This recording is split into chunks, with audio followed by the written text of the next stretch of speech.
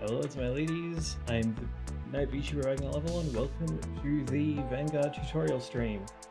So, I just need to fiddle with something. Of course, nothing can work properly. Anything that you try to make work properly just will not. Oh. There we go, okay. Okay, so let's start with the really basic stuff. What's Vanguard? Vanguard is a relatively recent trading card game, by which I mean it came out at the end of 2011. So that's pretty recent compared to Yu-Gi-Oh! And especially Magic. Vanguard differs from most other trading card games in two specific ways. The first is that there is much less interaction than is typical in Yu-Gi-Oh! Or Magic, but there is more than there is in, say, Shadowverse. And the second is that, counterintuitively, there is actually less impact of luck in Vanguard than in most other card games, despite the trigger check mechanic, which feels like it's luck-based, but because of math, it actually isn't. So what I'll do, I'll start by going over what you see when you look at a card. So if we look over here, I wonder if I can make the cursor bigger. Oh. So you have the card's grade, its ability. This is the persona right icon, this little gold butterfly. I'll talk more about that in a minute. And then down here you have its rules text, this is flavor text, this is the name, this is what kind of card it is, so this one is a normal unit. This flag represents its nation, there are 6 of these, which I'll talk about later. This is its power, which is used when it's battling. And this is its critical, which is the amount of damage it does. So power and damage are separate stats. Then you have a second listing for its nation, and then you have its race. So this one is a Thunder Dragon. And then this is the illustrator, and down here you have the D series mark, which set it's from, what its serial is, and its rarity. It doesn't matter in this game so much, but in the real game, only cards that have this D mark are legal for standard play. So that's any card that comes out of a D series pack. As you can see, cards have different grades. So this one is a grade 2, and you might notice, first of all, its ability icon up here is different, and it also has this shield value on its side. So this is used for defending yourself. When you would be attacked, you can defend your cards by using cards from your hand and playing them for their shield value. So what I'm going to do is I'm just going to jump into a game, and I'll talk about some of this stuff in a more organic way. Let's just fire Sen on. I'll do easy just so that nothing like insane happens. So this deck is one of the starter decks that you can choose at the start of the game. It's the Dragon Empire one, which is actually pretty solid. So RPS, winner gets to choose who goes first. I'm going to choose to go first because of the Vanguard in this deck. So you saw that there were 4 cards in the Ride deck at the start of the game. The Energy Generator, this one is a Ride Crest. At the moment, this is the only Ride Crest, so every deck has it, but they've left the door open to change that in the future. And the other 4 cards are a Grade 0, Grade 1, Grade 2, and a Grade 3 card. So at the start of the game, the Grade 0 card you put down on your circle, and when you draw your opening hand of 5 cards, you get to put as many of them back as you like, and then draw back to 5. So this is a big mitigation for luck.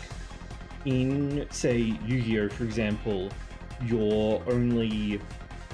you have the most impact of luck on the opening hand that you draw, because if you don't draw your pieces, your deck probably just doesn't function.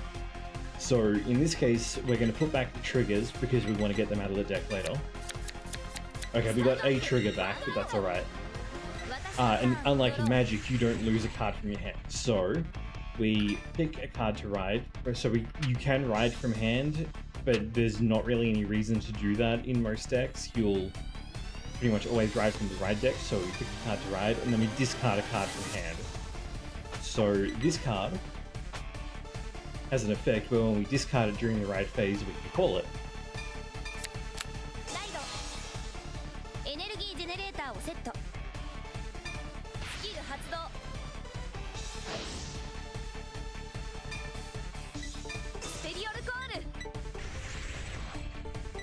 So player who goes first doesn't get to attack, that's fine. You can see this card is out here. This is called Rest. That's what this sideways card icon means. This is the equivalent of being tapped in Magic. So a card that is upright is said to be standing in Vanguard, and a card that is tapped is said to be resting or at rest.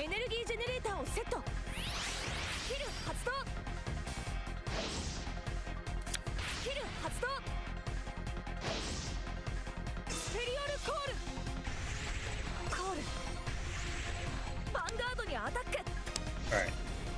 So you probably noticed that we started with a card on this circle, but all of these circles are empty. This circle in the middle is the Vanguard circle, and it represents kind of I guess it would be kind of the equivalent to like a commander in Magic. This is the card that represents you in the lore. So the lore is, actually, you know what? I'm going to show you because I can do that. Let me load that up real quick. I cut this out for a video that I was planning on making, so. Okay. Where's my NPCHC? There we go.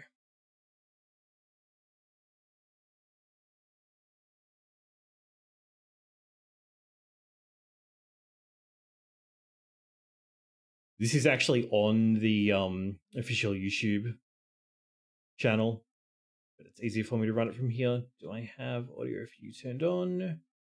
Of course I don't. Why would anything good ever happen? One sec.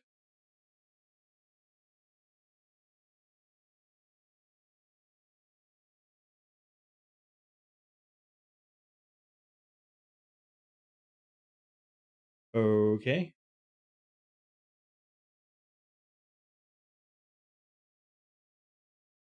Why are you not showing up? Okay. I do not know why, but it's not actually like showing the thing unless it's gonna start when I capture audio. Thank you.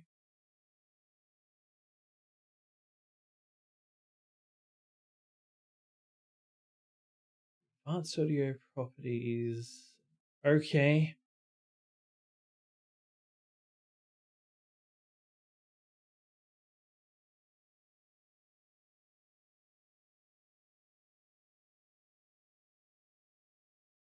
Okay, OBS just like was determined to screw that up. Oh, and it's not working anyway.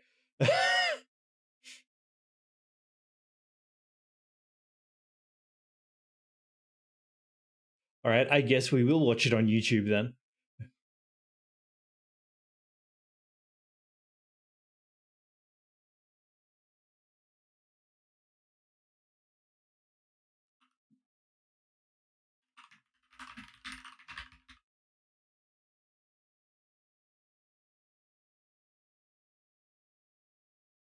Of course, nothing can just work. OBS has to fuck something up. What's really annoying is that that has worked like a million other times.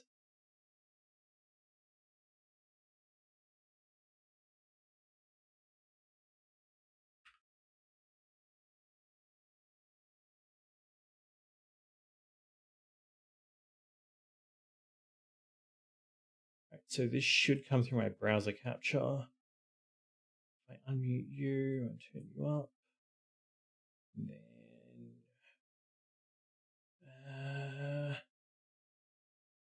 God damn it, this is what I didn't want to have happen.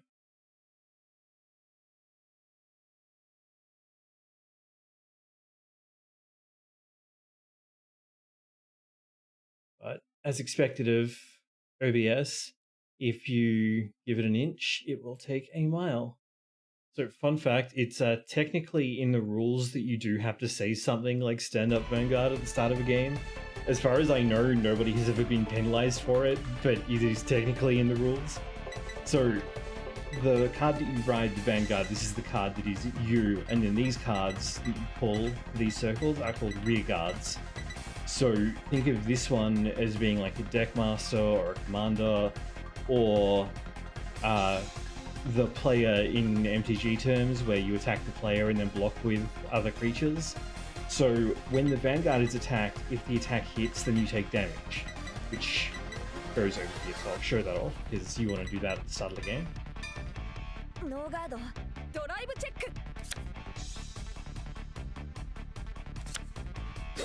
So I got hit, so I turn over a card from the top of my deck, and it goes into the damage zone.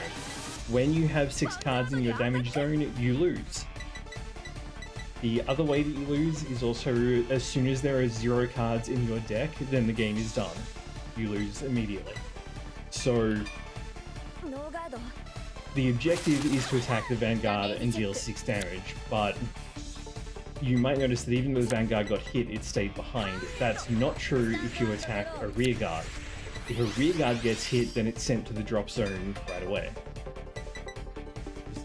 Oh no, that's a different deck.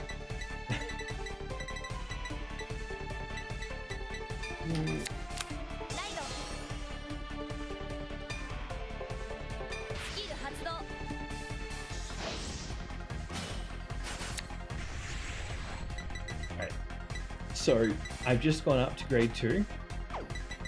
So you'll notice that I've got little arrows above most of the cards in my hand, but not this one that's grade 3. Under normal circumstances, you can only call a unit to your rearguard circle that is the same grade or lower as your Vanguard.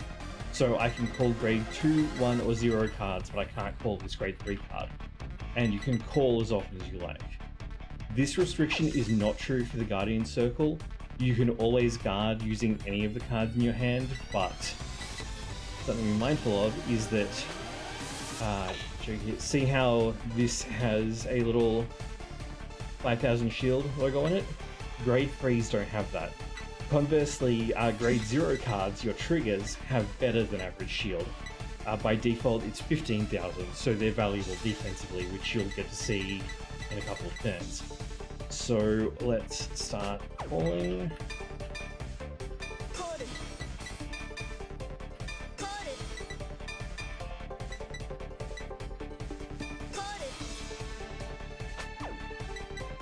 Now, we went over that grade 1s and 2s have different effects, but not really what they were. So, grade 2s have this effect, Intercept. This means that during your opponent's turn, you can move a grade 2 from your front row rearguard circles to the Guardian Circle and use them for defense. So you can attack with them and then defend with them, which is kind of useful. The grade 1s and 0s have boost instead. This lets them tap themselves to give their power to the unit in front of them during an attack. So when you hear people talk about building decks in Vanguard, they'll often talk about creating columns. So a column here just means this combination of a card in the back row that has boost and a card in front of it that you want to attack with.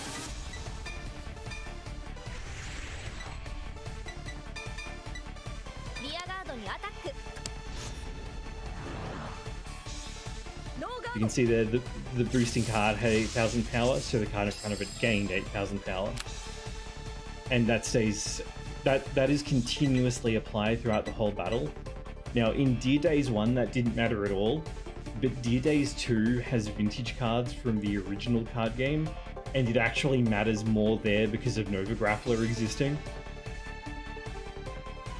So just keep in mind that this boost effect is continuously applied until the end of the battle. It's not a one and done. Now, you probably noticed that last turn when their Vanguard attacked, they turned over a card from the top of their deck. That didn't happen when the rear guards attacked for either of us. Only the Vanguard gets to do that. It's called a drive check.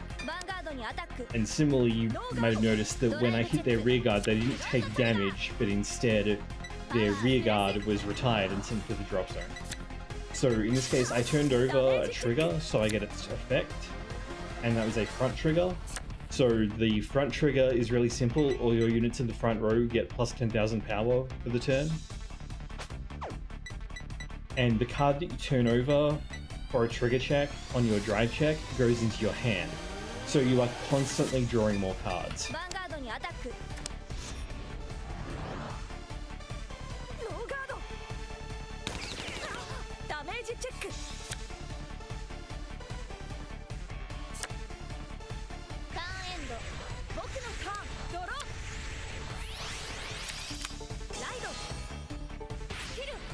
So you'll draw for, like you draw at the start of each turn. If you go second, then you get an extra draw. The new energy generator means that you'll draw 1 to 2 extra cards across the course of a game, and you'll draw at least 1 card every turn from your Vanguard attack. So as a consequence, you see most of your deck in Vanguard, and tutor cards are pretty common as well. With that being the case, you are not very reliant on luck in your opening hand to get the pieces that you need, and it also means that if you're paying attention, you can make educated decisions about whether you're going to risk getting a trigger or not. So in this case, I got a heal trigger, so it gets turned over into the check zone, and then its effect is applied. So for a heal trigger, which you can only have 4 of, one of my units gets plus 10,000 power, and then if you have as many or more damage cards, then you pick one and heal it, which means you put it into the drop zone. And let's see, I don't really want you to kill that one because I want its skill next turn, so we are going to guard. We do this by spending a card from our hand and putting it to the Guardian Circle. You can spend as many cards as you like. I could even go over here and intercept with this one if I wanted to. But you have to have more shield value, which is the power of the attacking card plus the shield value of any of the defending cards, than your opponent has attacking power. Attackers win ties in this game, which is very important. Wow, okay. I am not actually going to get to use this guy's effect, which is kind of obnoxious. Okay.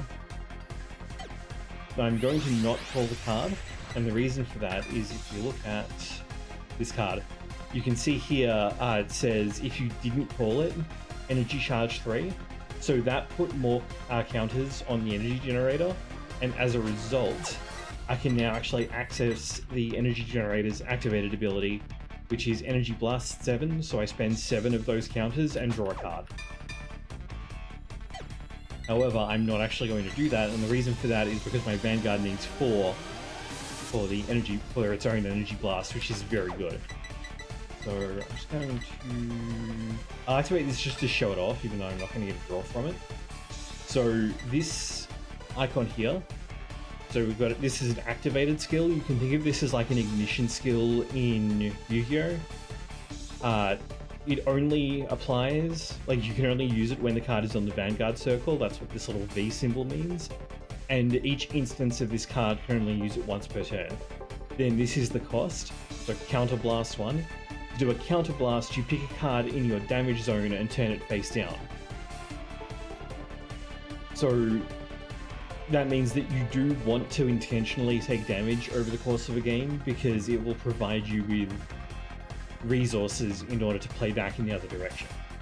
But at the same time, if you know your opponent desperately needs a counterblast on their next turn, you could do something like attack their rear guard instead and damage deny them, which will slow them down, but it does mean that if you, for example, got a critical trigger, then that was kind of a waste. So, to play this,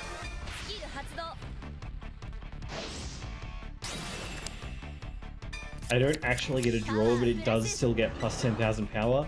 Vanguard is a do as much as you can game, so even though I couldn't find a card with the same name because one of them is in my drop and 2 of them are in my hand, I still got plus 10,000 power. Now, its next skill is an auto skill.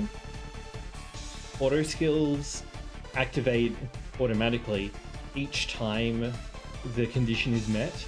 In this case, it will activate when it attacks a Vanguard, but the cost is optional, and the effect that follows it is contingent on the cost. So if you don't pay the cost, then you don't get this effect, but it also means that if you don't want to pay the cost, you don't have to. Alright, and the final thing is that grade 3s have Twin Drive. So instead of turning over 1 card for a drive check, you turn over 2. This is a big deal. So we're going to attack with the Vanguard first. When attacks timing, its Energy Blast activates, so we pay 4 energy. And we retire one of their rear guards. I'm going to pick a plant token, because this guy really wants those for his grade 3.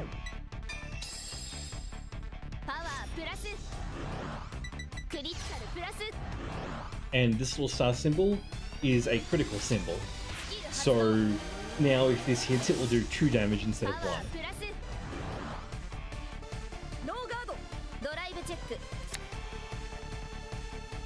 Something that will trip a lot of new players up is that when you do your Twin Drive, you don't turn over the 2 cards at the same time. You turn them over and resolve them one at a time. So if you need 2 triggers to get past someone's shield, you can't just like turn over 2 and be like, oh, I got both triggers, so I'll just put them both on the Vanguard. You have to decide when you get the first one. So that is one of the ways that it pays to like be aware of how many triggers are in your deck and how much math is working in your favor.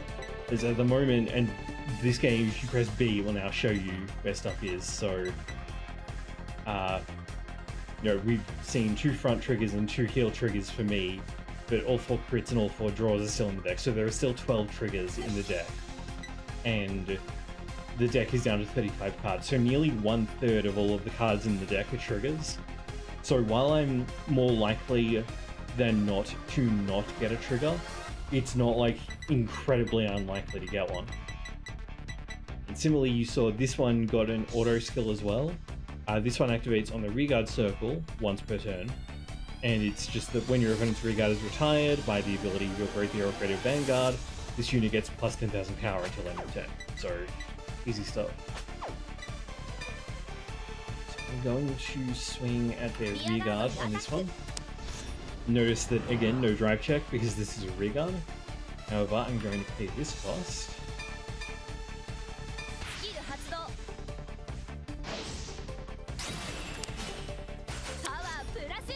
Because I wanted to draw a card. each individual card that you draw is much more important in Vanguard than in most other games, because your hand is not only how you play cards to attack your opponent, but it also is how you play cards to defend yourself. And not in an abstract and ongoing way. When you call a card to the Guardian Circle, regardless of the outcome, it is retired and sent to the drop zone at the end of the battle. So if you don't have cards to play, then you can't defend yourself, but also if you have to guard a lot, then you don't have cards to use to attack on the next turn. So hand management is crucial, and anything that you can do to get more cards in hand is usually good.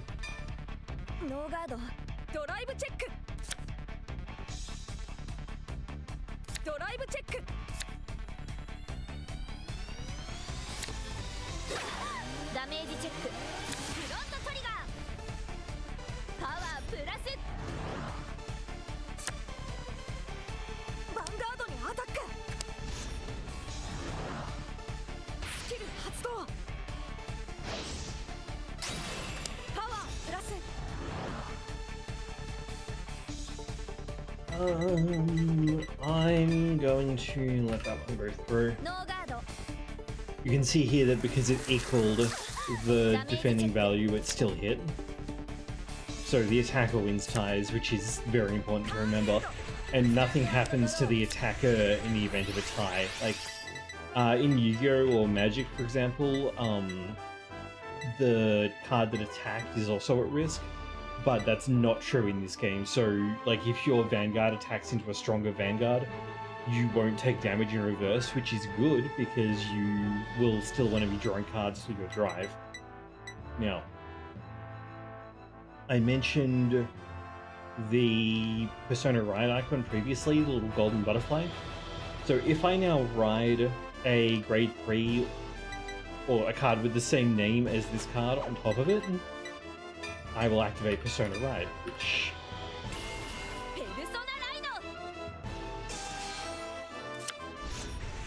So when you Persona Ride, you draw a card, so you basically cycle out the grade 3 that was in your hand.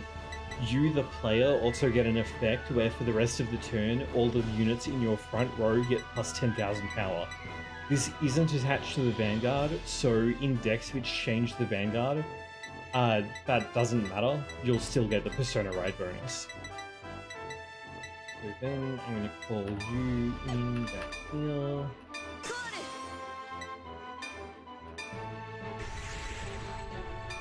And we just swing at the Vanguard. Activate our Vanguard's effect again.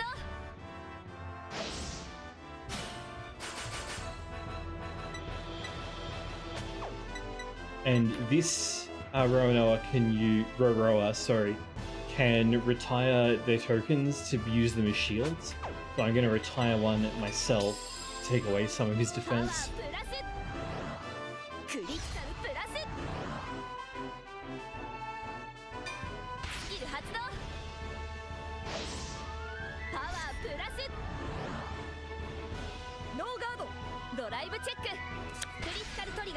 Okay, cool. So the critical trigger, one of your units gets critical +1 and one of your units gets plus 10,000 power. This is two separate effects. You can give them to different units. So for example, he didn't guard this attack, which means it's going to hit. So I can give the critical to the Vanguard, but then I can give the power to one of my other units to make sure that if, for example, he somehow like survives this with heal triggers, that my other attacks are harder to defend against.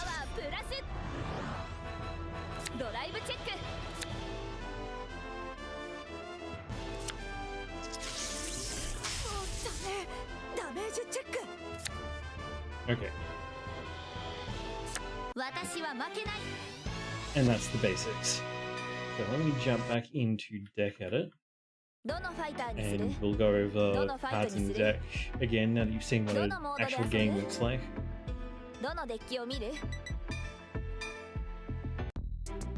So we have here the ride deck, as I mentioned, 0, 1, 2, 3. This is D-Series Big Innovation. In your ride phase, you can discard a card from hand and ride the next card from this. So in older versions of the game, you could potentially not get your desired ride every turn, which really hurts some decks. And in others, it would severely penalize you for missing, like in V Series, because G Assist was just, or V Assist, I guess it was called. Both G Assist and V Assist were not very useful because the penalty they inflicted for missing was not something you wanted to take. So the right deck has 4 cards. Energy Generator would also be here in a real deck, but in this game it just spawns it for you so you don't have to worry about it. Then the main deck is 50 cards on top of that. This is actually a recent rule change. It did not used to be like this. So we have in this deck, this is the Vanguard that we're planning on using. So we run in the main deck 3 more copies of it for Persona Ride purposes. It even has an effect which lets you search for one of these copies, but because of how that game shook out, it ended up like not happening. Then this is a vanilla grade 3. Notice that it also has 13,000 power. 13 is the base power for grade 3 units. Then for grade 2 units, it's 10,000, and for grade 1 units, it's 8,000. In older versions of the game, units that had no skills often had higher base power, but that's not true in D series. So vanilla cards like these are not very useful, and you'll want to replace them pretty much as soon as you can. Here's an icon that we didn't talk about, Soul Blast. This is referring to the stack of cards underneath the Vanguard. So you may have noticed that as I played that game up, the Vanguard got more stuff increasingly stacked on top of it. The stack that is under the Vanguard is called the Soul.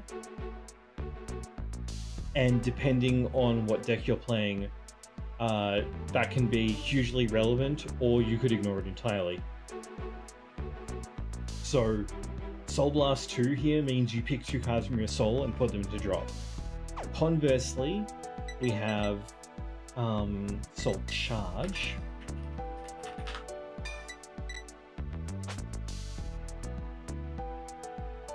Soul Charge is you take the top card of your deck and you put it into the Soul. How does this game do mana or resources? It doesn't. Basically, your hand is the primary resource.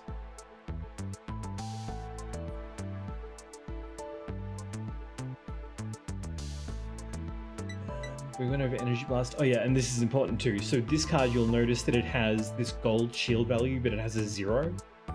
This card is called a Perfect Guard. It has the Sentinel keyword. So this is a special keyword that limits you to only having 4 cards with Sentinel in the whole deck. So not just 4 copies of this card, but you can only have 4 copies of cards that have Sentinel in the deck in total. And this is because it has the effect called a Perfect Guard. So you discard a card and one of your units just doesn't get hit no matter how strong the incoming attack is. And then we have, our triggers. So this is a critical trigger, which I went over.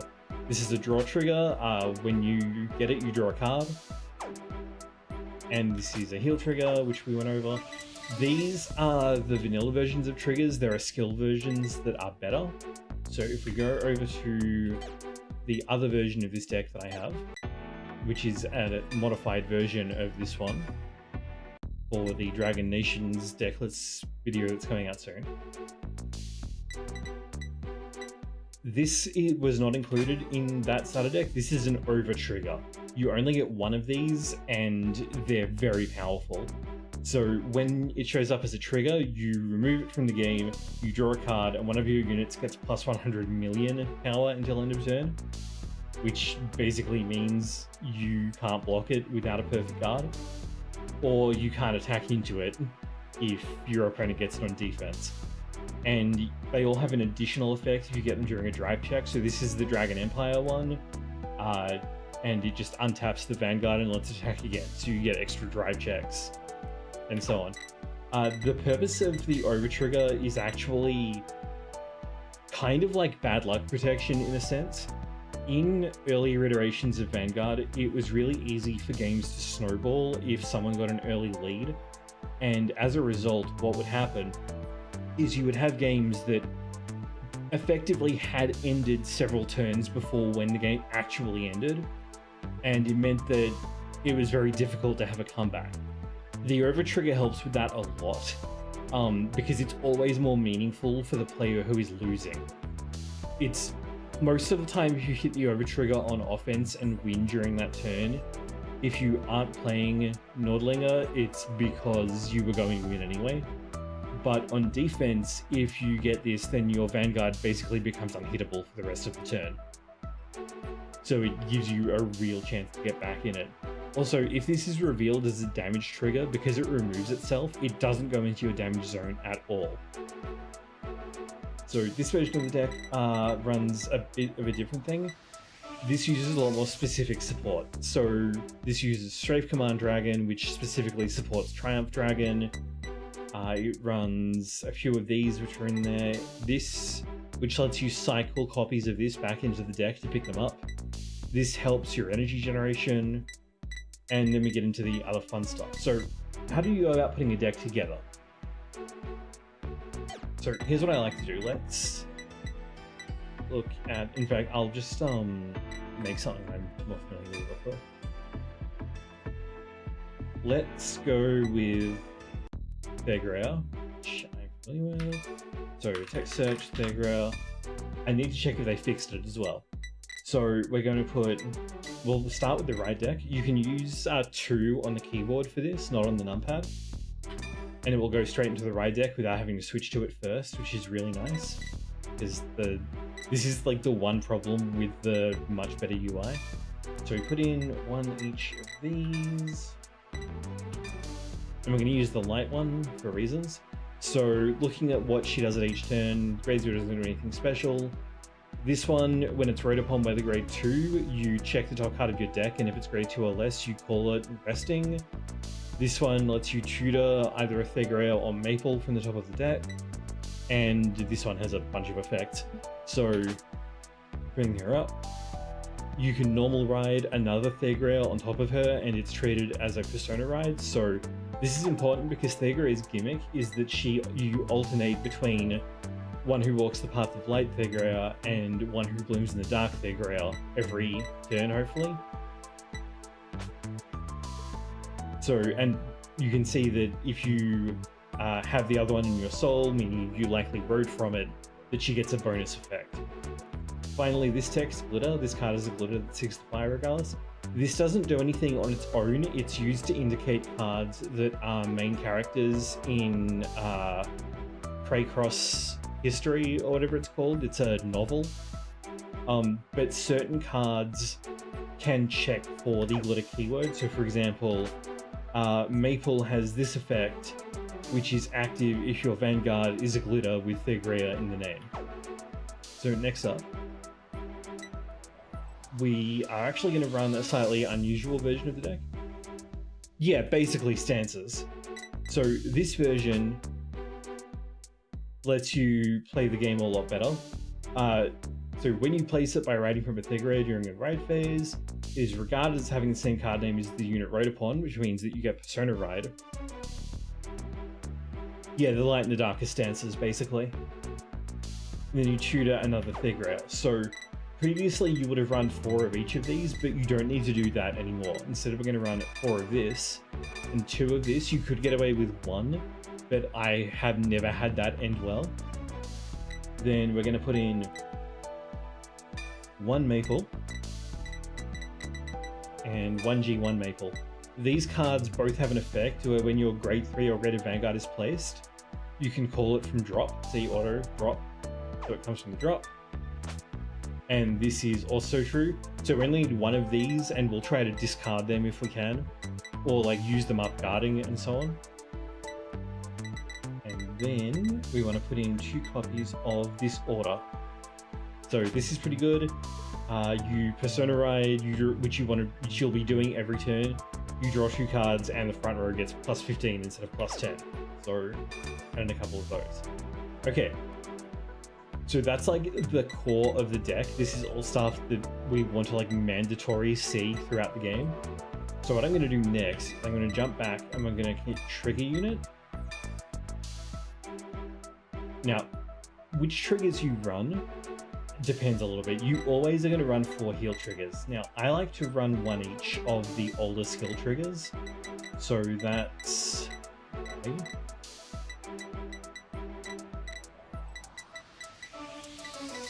Why does Kida have so many cards? I swear.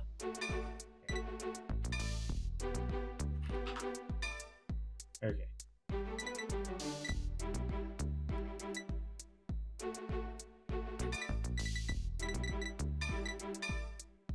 There we go. So I like to run 1 of this one, which becomes 25k if your opponent has attacked twice with that unit per battle. So it's good against freestanding Vanguards. And this one, which is 25k if the opponent has critical 2 or higher from not a trigger. So it's good against decks like the one that I was just playing. And then we run 2 more normal heal triggers just because they're 15. You could also just run 4 normal triggers. This is not necessarily the optimal way to do this. It's how I like to do it. If you find that you prefer having the extra 10,000 total shield from running normal heal triggers, go nuts. After that, we probably don't want to run draw triggers in this deck, and the reason for that is because we're going to be drawing 2 cards off Thegrea and tutoring a lot, so we will likely run out of cards. However, we do want to run front triggers, because Thegrea untaps one of our rear guards, and Dark Thegrea untaps herself, so any bonus to frontline power is worth more if you're getting more attacks, because you're doing it multiple times. And conveniently, front triggers all have the skill version has this effect where they become 20k shields after the game really starts at grade 3. And then we want to put in an over trigger.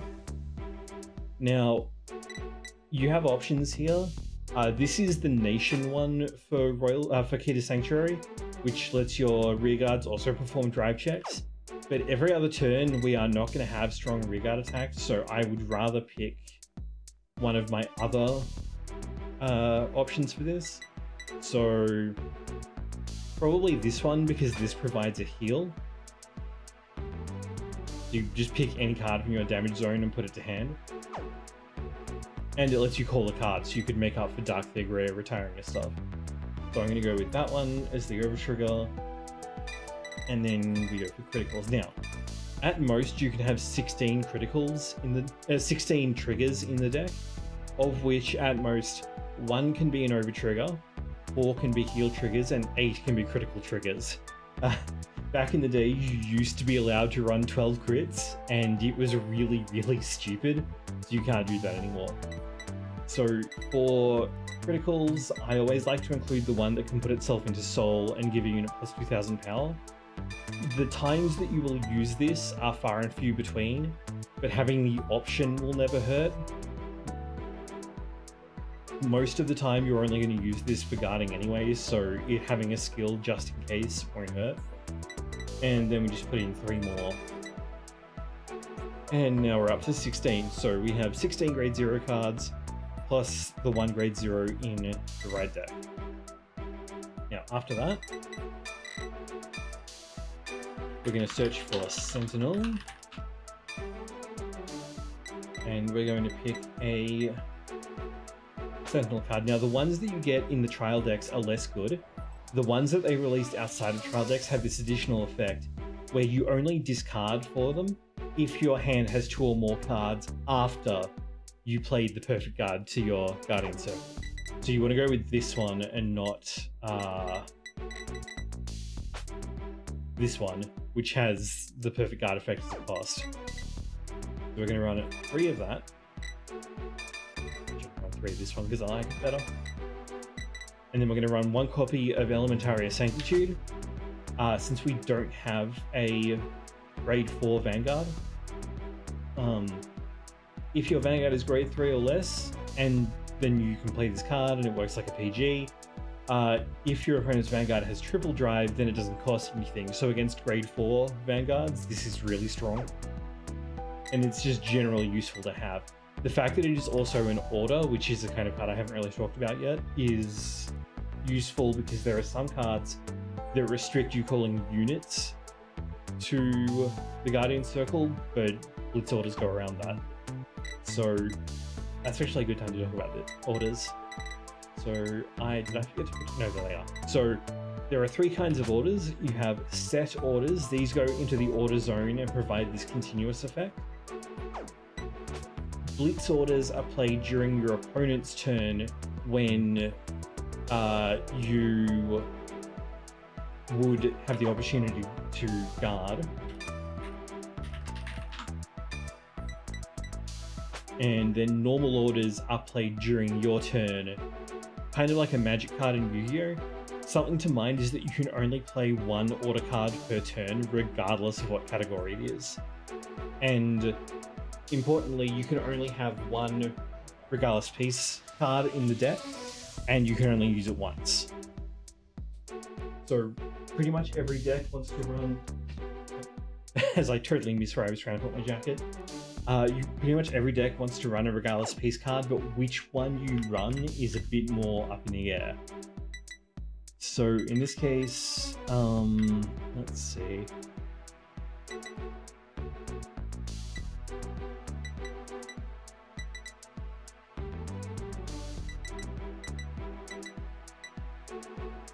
I don't know, let's go with this one. If you don't have a particular preference, then Radiance Caliburn is by far the best bet since it's Pot of Greed. And drawing cards in this game is really good. So like +1 here is extremely meaningful. And in a pinch, you can also put it to soul and countercharge 1 if you need to. So this is like everything that is mandatory for the deck to function. So the next thing that we should do is we have 19 slots to fill, so we need to think about what we're going to put in those 19 slots. So let's start by searching for the Vanguard's name, because this will show us all the cards that support the Vanguard. The reason that we're not running this is because the effect of EP to Justice there, Greya, is a non-bow with this set order, so we need to not run it. Cards that force opponents to discard from the deck, not per se.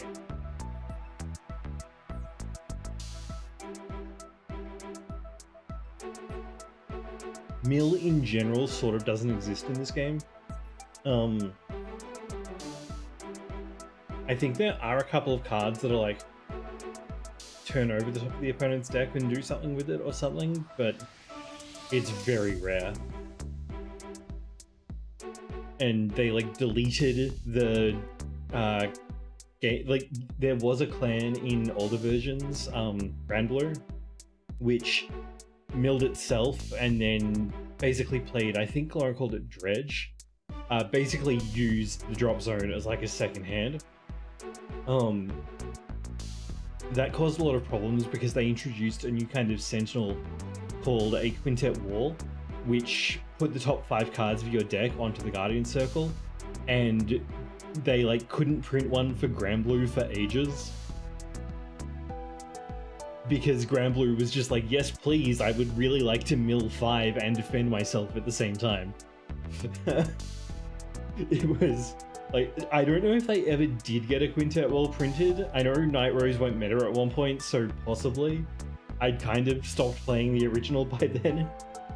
In part because the anime, like, kind of, I didn't like G-Series very much, but yeah, it was pretty silly. At the start of the game, there was actually a deck, in fact, I think I can show you, hold on.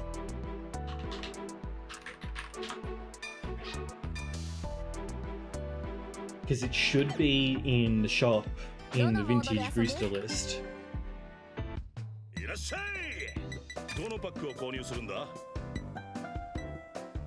Hold on. Search new tab.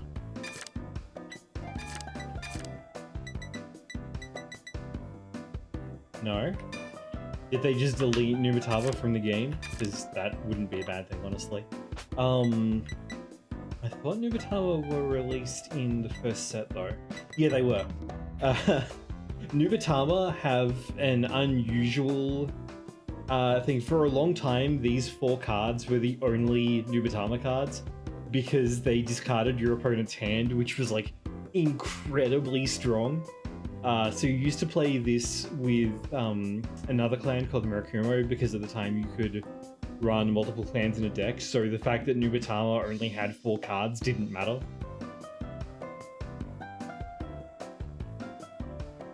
Like we had this one, which forces a discard if you had less cards in hand than your opponent.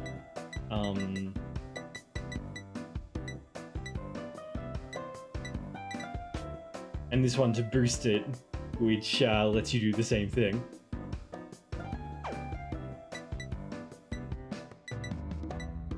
Does this have any of the like Grand Blue Dredge cards in it? I don't remember.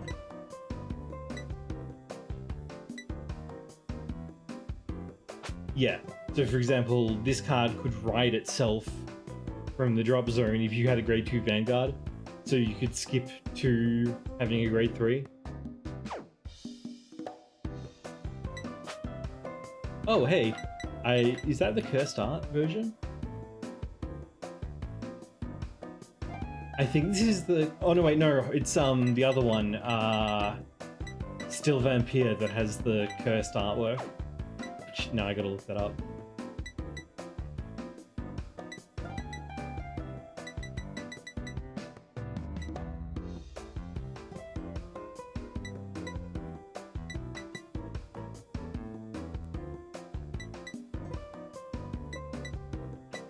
This is a card that shouldn't exist. Like, this should never have existed. Grade 0 units are mostly what you call to the GC, so because they have more shield value. So this card was like the best card in the game for a really long time. I mean, even by the end of the game, it was still a really good card because that effect is just incredibly strong.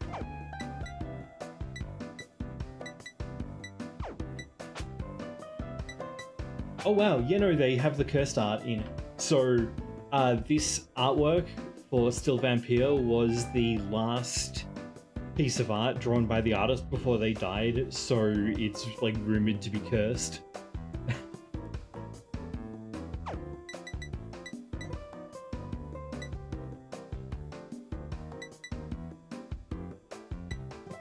Man, we had some really cursed stuff back in the original series, although this art is by the guy that did all the monster designs for Garrows, so the art for it is amazing. Weird stuff like Restraint, where like this card had too much power, so it couldn't do anything unless you paid a cost for it. So yeah, old Vanguard, very cursed. But discarding your opponent's stuff, you technically can do it in Shoujo Doji. So if you look at this one, Shoujo Doji has this effect where you bind 3 of your opponent's cards, 2 of your opponent's cards, and then they bind a card from their hand, and all of those cards go into their hand at the end of the turn, so they get them back. But they do have cards that, what is it?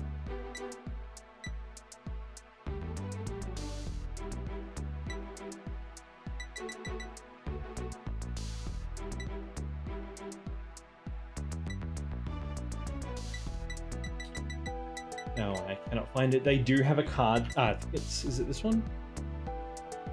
No. Somewhere around here, they have a card where you can like pick a card from your opponent's bind zone and put it into the drop.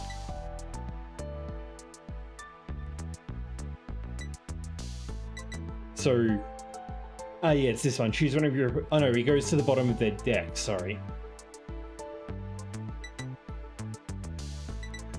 So you can minus your opponent, but you have to do it in a roundabout way. And Shoujo Doji is still a really good deck. So yeah, no mill and very little hand minus. Minusing in general is at a bit of a premium in this game. They really want you to attack your opponent's cards to get rid of them. Effects that just like retire a card are pretty unusual. So like, if we just search retire here, Like this one that retires 2 of your opponent's cards and you get +10/+1 for the turn is kind of +1, and then retire 3 of your own rear guards.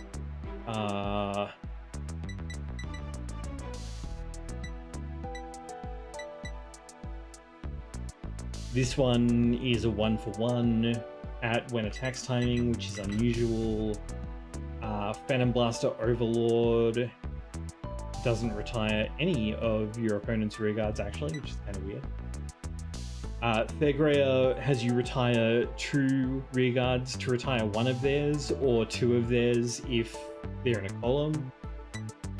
So it's in Dragon Empire it's more common, and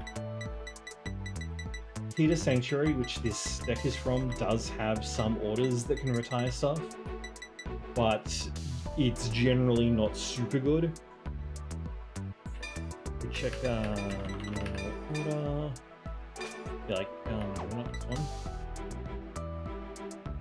This one sends cards to bottom of deck.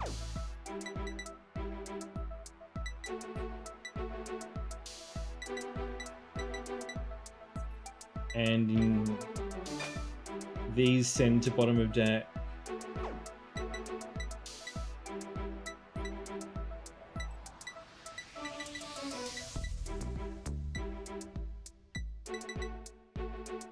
And that is it.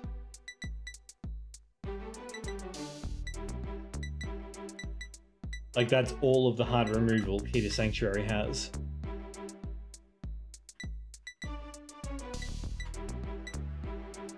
In order form, anyway. They have some units that can retire, like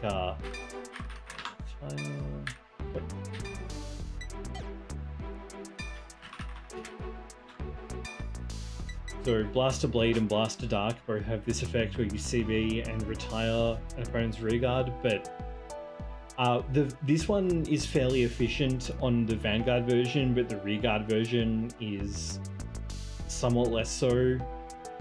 But it does let you take out your opponent's back row, because normally you can only attack their front row. But yeah, so removal, not so much a thing. So let's have a look. So first of all, we really need to get this into hand. And we want cards that count as grade 2, because Thegrea's thing is that she calls cards that are grade 2 or less. So what we're going to do is let's have a look at, well, first of all, I already know one card that we want,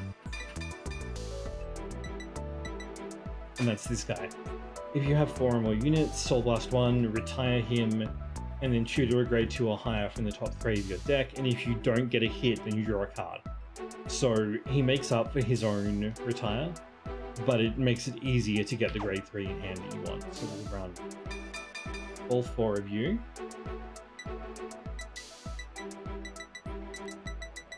And there's actually another card that I like in this deck a lot. I think it's a glitter specific support, but I might be wrong.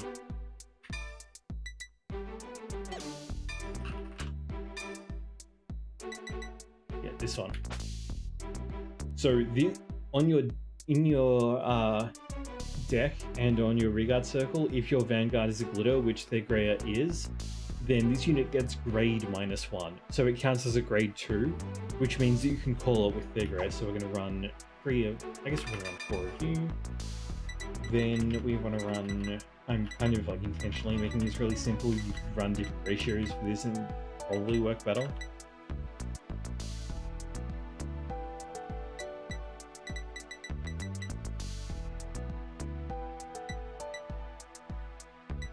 So next up, one card that is pretty much always a good pick is Wayward Therapy, if your deck does any discarding at all.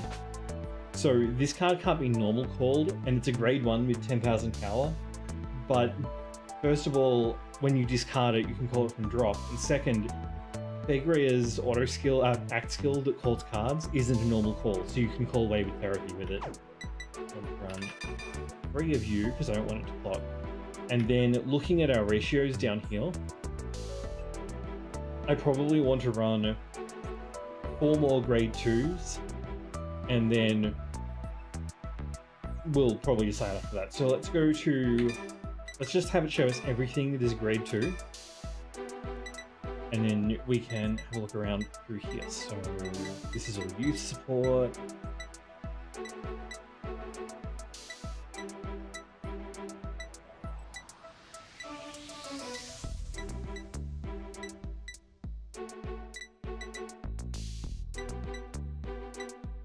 You want to watch out for units that specify placed from hand, because we're going to be doing a lot of placing from deck with this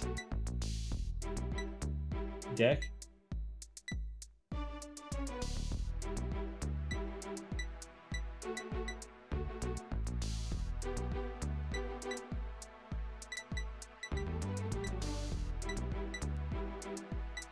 A lot of this is like weird bastion support. This is a card that I'm quite fond of as a placeholder in any Peter Sanctuary deck.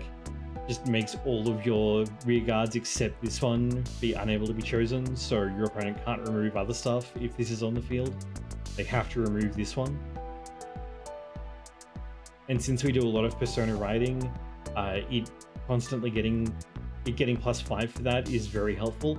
It also lasts until end of turn, so it combos well with Light Thegrea, who stands a rear guard, so we will be able to benefit from that bonus twice. Checking 4 of that. We're going to keep things simple. Since we have 4 left, what I'm going to do is I'm going to undo this search thing. At the moment, this deck doesn't do anything with its energy other than draw cards, so let's look at what energy blast options we have available to us. That one goes on the Vanguard circle, so we don't want it. Let's get the cover support.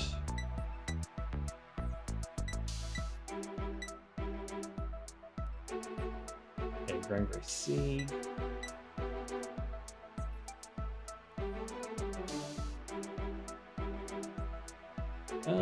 Biscotti's a fairly solid choice. What I'm going to do, I'm going to put in 3 of her, and I'm going to reduce the number of copies of Coexistence and Arthur by 1 each. And we're going to look for a grade 1 that does Countercharge.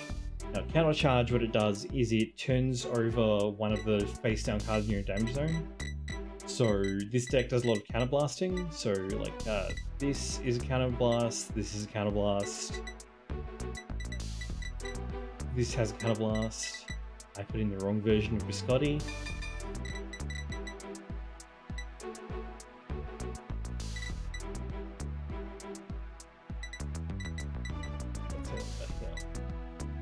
Rezale support, Indrain, Alden support, and Nucleate, there we go. So when your Vanguard is placed for rating from a grade 3, Soul Blast 1, retire her, Countercharge 1, easy. And then we'll go and get Biscotti again because I put in the wrong one.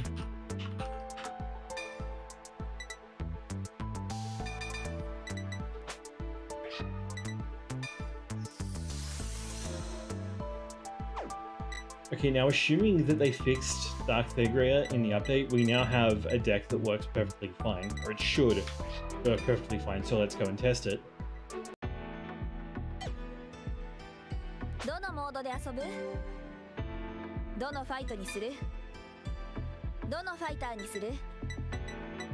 Let's do... I don't know, I don't want to fight Gaku.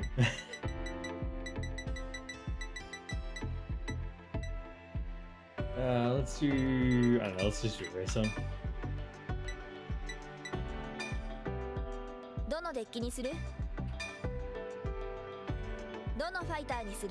Now, this deck may not actually work depending on if they fixed the bug that they had where Dark Thegrea's act skill didn't do anything.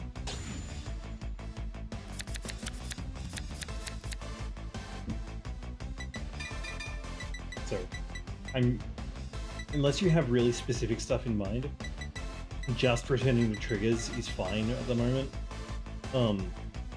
The mulligan used to be a lot more important, but it's because of the right deck, it's somewhat less so. Okay, nice. We've got a maple, so we can discard this and it'll be ready for when we ride a grade 3.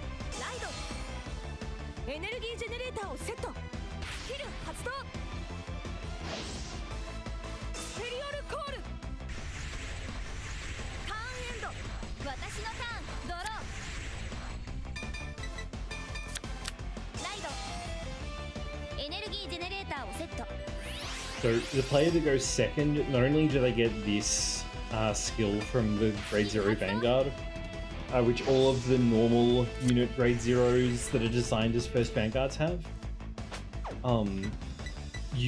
There are other grade 0s like Trickstar and Trick Moon that don't have that, and there's also the option to use, like, you can use any grade 0 as your first Vanguard. In most decks that will be like a dedicated first Vanguard unit like this one, which has, all of them have this auto ability.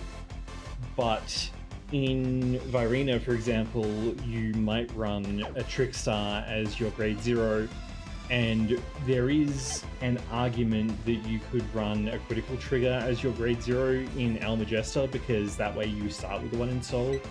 I don't know if it's really worth doing it, but I know Lauren was experimenting with it at least. But aside from that, the player who goes second also gets 3 energy when they set energy generator, so the player who goes second is at an advantage in some ways. However, the player that goes first will get to Twin Drive first, and most likely they'll get to Persona Ride first, so they'll draw an extra card. You really do not want to be going first against any deck that is a Stride deck, because the condition for Stride is that your opponent's Vanguard has to be grade 3. So if you're fighting a Stride deck and you go first, then your opponent gets to Stride on their first grade 3 turn, which makes their deck significantly faster and just very dangerous. Vanguardにアタック。ノーガード。ドライブチェック。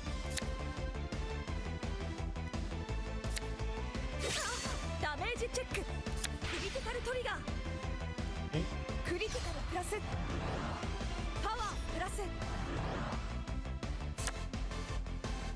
Now, I didn't have another grade 1 to attack with, but in that instance, if I had had one, it wouldn't have been able to hit it because of the defensive trigger. So if you're in a situation where you feel like you won't be able to block everything, it can often be to your advantage to take a hit earlier rather than later and try and get an early defensive trigger, because if you do, then that will make it easier to defend against the rest of the attacks.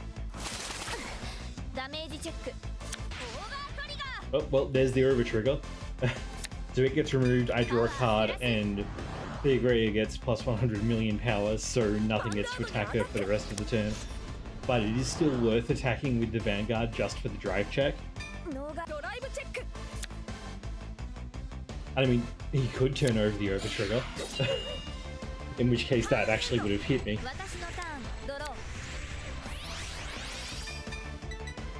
So I'm going to throw out a critical trigger here because I want both of those grade 2 cards.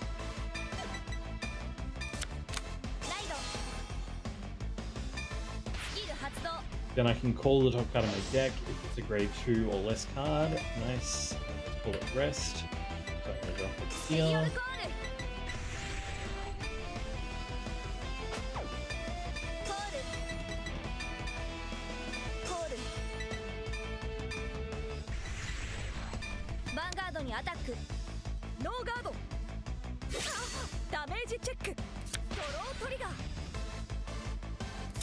Draw triggers are very good defensively because you also draw a card for them, so it adds a card to your hand that you can use for guarding and you get the defensive power.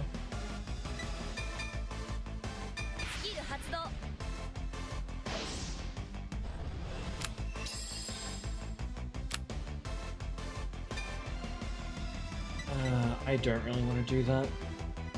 I'm just going to leave it in my deck and draw a card, because I'm going to tutor it next turn anyway. Well, not next turn, but the turn after anyway. Nice. So because he didn't guard, this would normally hit, but they have the power from the draw trigger, so I have to give both of it to both the critical and the power to Theagrea. Normally you'd split.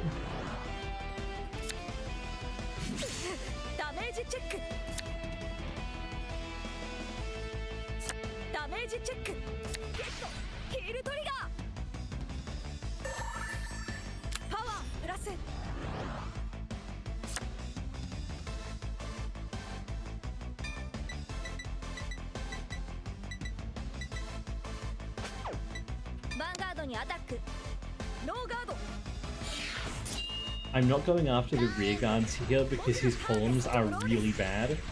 It's like this one only reaches 16, this one only reaches 13. Which, considering that a Vanguard, once the game gets underway, is base 13,000, that and then shield is in increments of 5,000. So like this is 5,000, this is 15, this will be 20 against a grade 3 Vanguard. To force your opponent to use 2 or more cards to block, you need to be hitting either 18, which will force your opponent to use a trigger if they want to defend with 1 card, or 28. You need to reach 28 if you want to force them to either use 2 cards or a front trigger.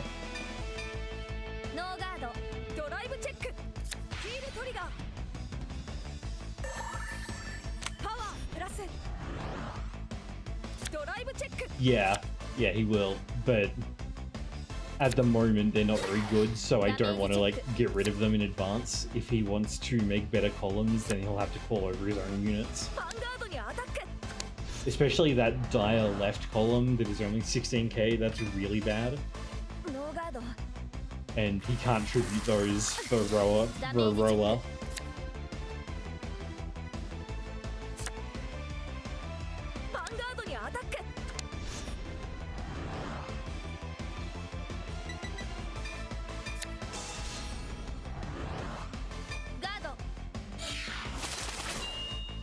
Sometimes it can be more valuable to guard a rear guard than the Vanguard, because if you are not going to get 6 damage, then if the Vanguard gets hit, you just took 1 more damage, so it's not a huge deal. Whereas if the rear guard gets hit, it gets retired, and you may not be able to replace that. So we'll run this one first.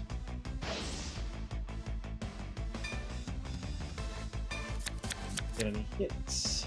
And then we'll call Maple. And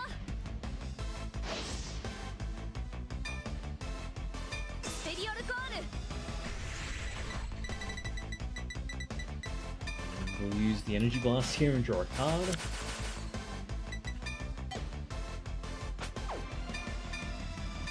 And use Thegre's skill to call a card from the top of the deck.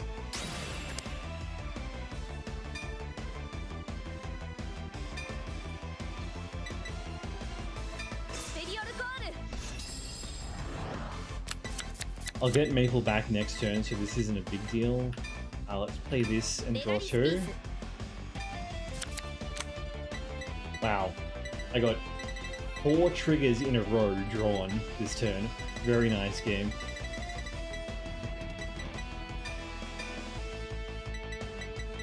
Yeah, I can't use her stand effect this turn, so my columns don't matter that much.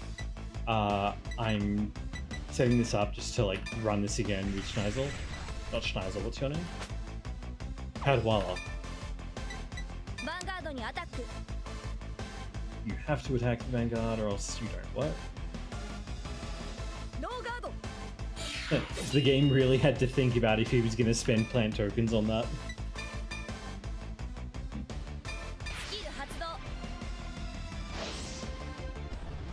Hang on a minute.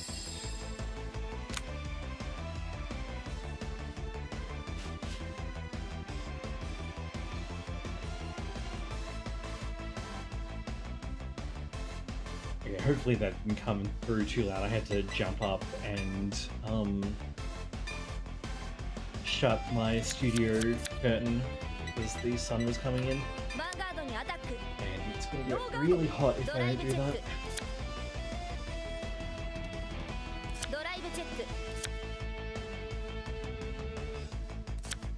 But I really like that order this turn.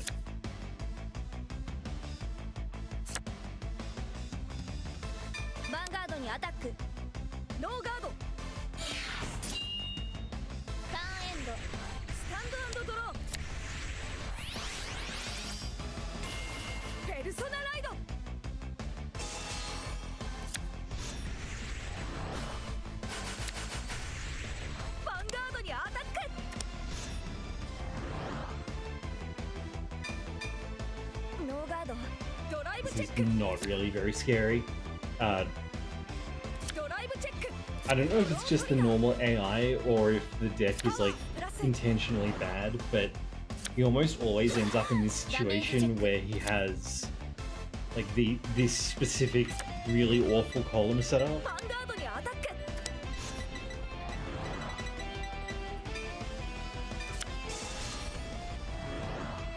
ガード。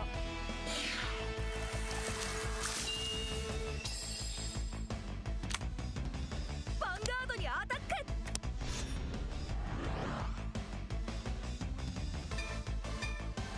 ノーガード。ダメージチェック。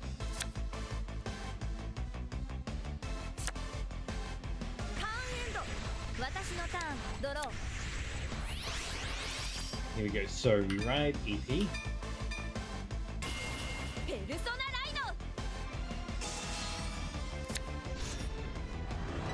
ド。 Then with EP's effect, we put Dark Figure into Soul.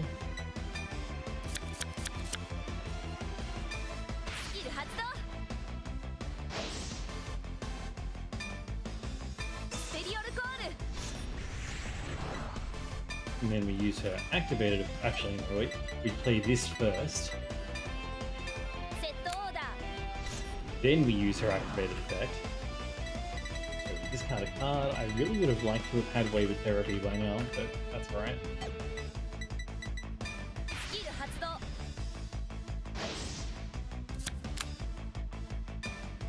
スペリオルライド。バインド。ペルソナライド。 And then... Well, I don't need... Should I take that? So I'll put... Calculating. Let's do this. スキル発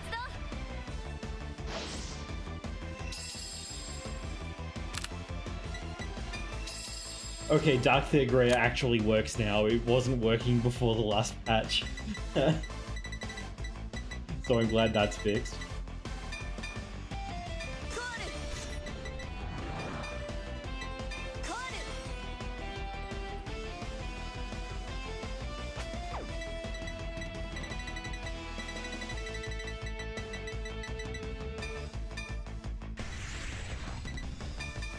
ヴァンガードにアタック。ノーガード。ダメージチェック。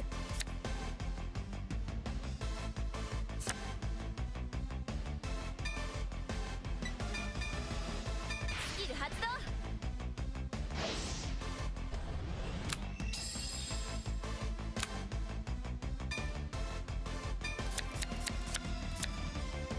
That's ヴ unfortunate. ァンガードにアタック。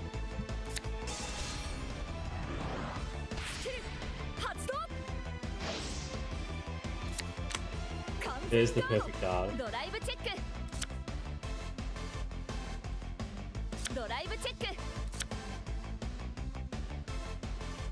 However, since this was treated as having ridden from the Light Theogrea because of EP's effect, we get to stand her up and go again.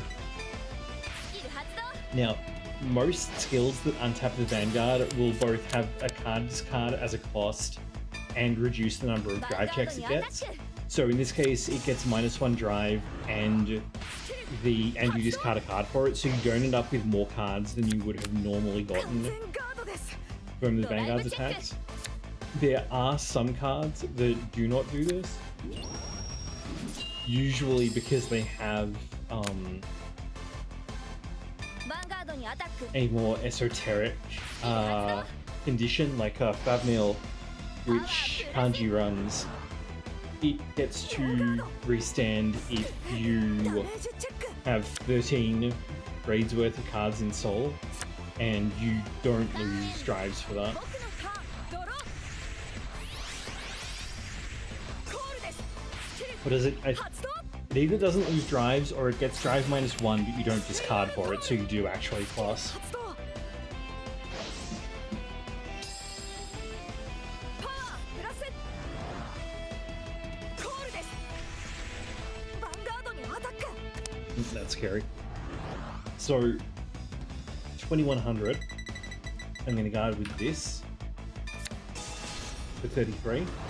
So the way that this is set, he can technically hit me, but he would have to get 2 triggers and give them both to the Vanguard, or get his over trigger. So we know this because trigger power is 10,000 except for the over trigger. So if he gets 1 trigger, it's up to 31,000, so he'd need another one. This is a fairly efficient and low risk way of guarding, but if I wanted to be more sure, I could, for example, tack this on to make it 43, and then even if he got 2 triggers, he wouldn't be able to guard it. So this is called guarding for 1, or guarding, yeah, like guarding for 1.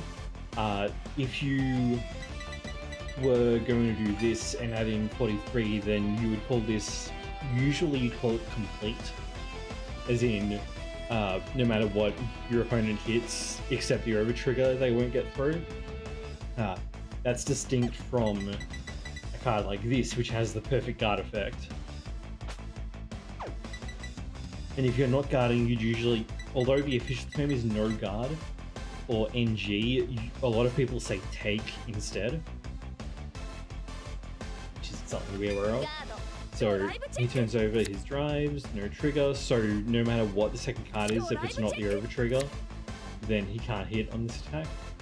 The reason that you do this is because at 4 damage, if the Vanguard swings and gets a critical trigger, you die.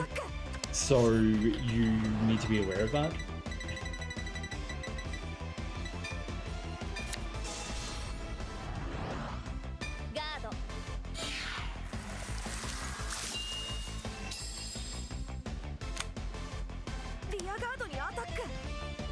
Do I have a replacement for you? Yes, I do. And I'm going to pull more cards with their great anyway.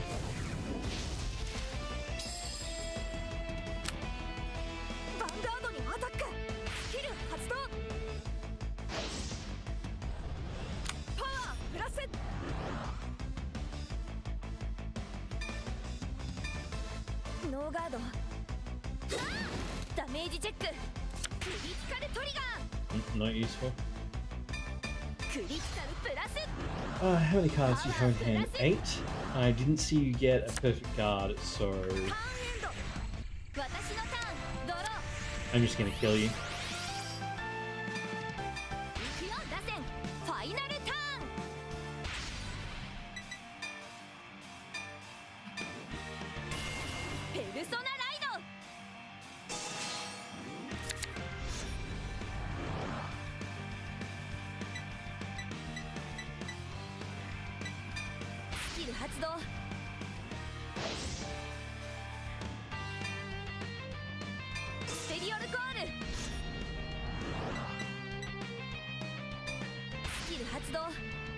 This has to activate, but I don't have to like pick out the card with it. And this one isn't mandatory, so I'm not going to pay the cost on it because I've got tons of CB. Discard this. Really? We will not discard this because I don't have the soul for it.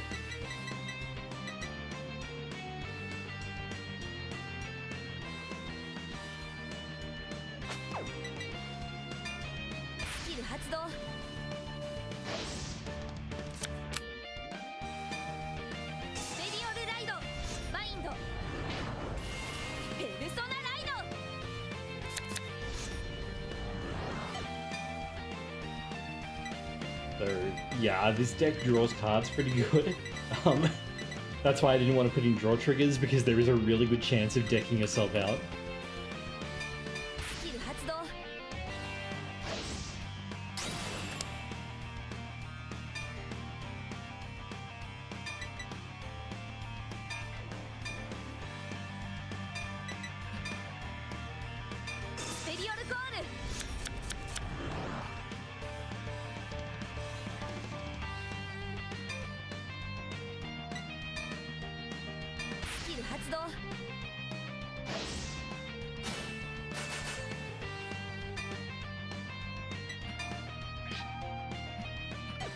We'll put a trigger on top of the deck. Those ones go to the bottom, and pull Maple behind Scotty.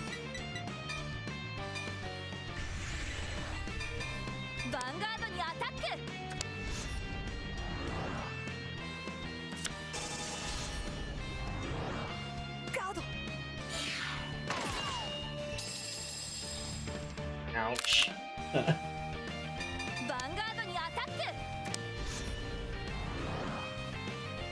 ノーガード。ドライブチェック。ヒールトリガー。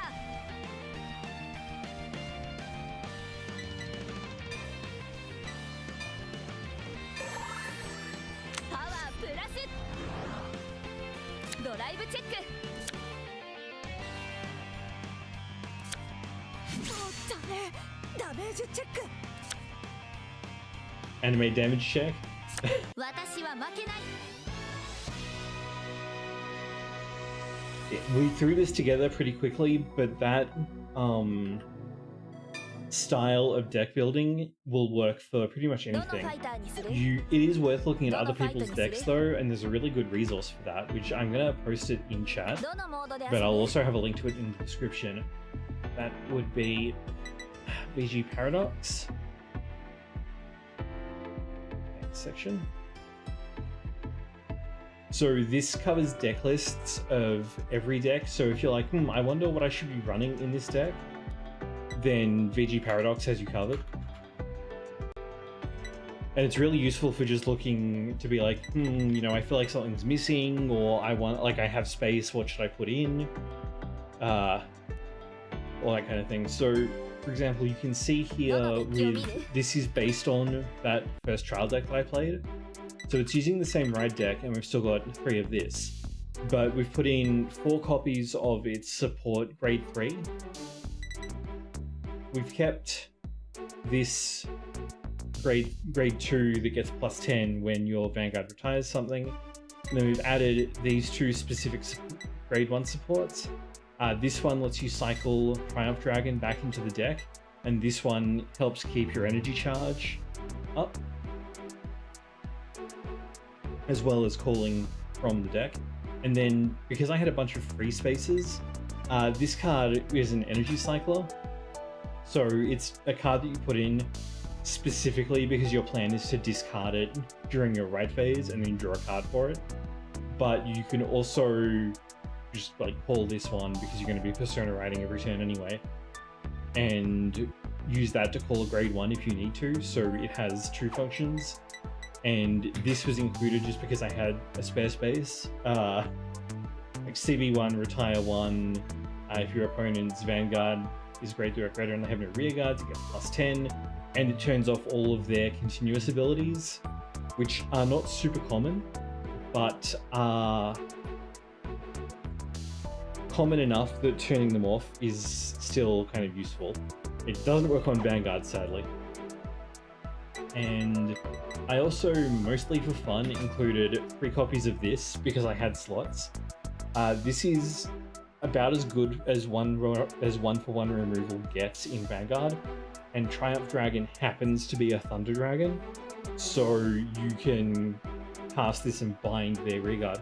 Most decks have no way to get a card that's been bound back, whereas getting stuff back from the drop zone isn't common, but it's not like rare either. There are a lot of cards that can put stuff from the drop like into soul or on bottom of deck or even into hand in some cases. So binding it against most decks means that it will be gone for good. So, oh, and you can also see that I've swapped in an over trigger. This is running a rainbow lineup of triggers, so I have 4 heals, 4 fronts, 4 crits, and 3 draws.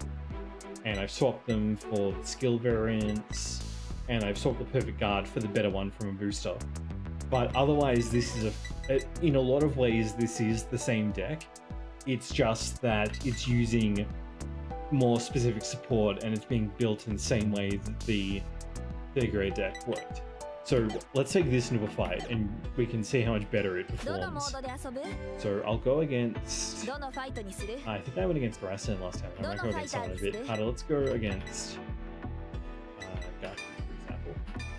Now, Gaku is where the game stops cheating in single player. The first match with him is like the first match with Mika in Dear Days 1. The game not only gives him a real deck, but it also stops like mitigating triggers. So before him, you'll get better trigger luck than you should, and enemies will have worse trigger luck. They also don't run perfect guards. Gaku does not have any of those restrictions applied to him, and he's playing a stride deck. So this is a fairly significant difficulty spike. And this game, the normal CPU fight against him is roughly the same difficulty as that first fight is. I'm not talking about the event fight, this is like the fight actually happening. Now unfortunately we do get made to go first, which helps him a lot.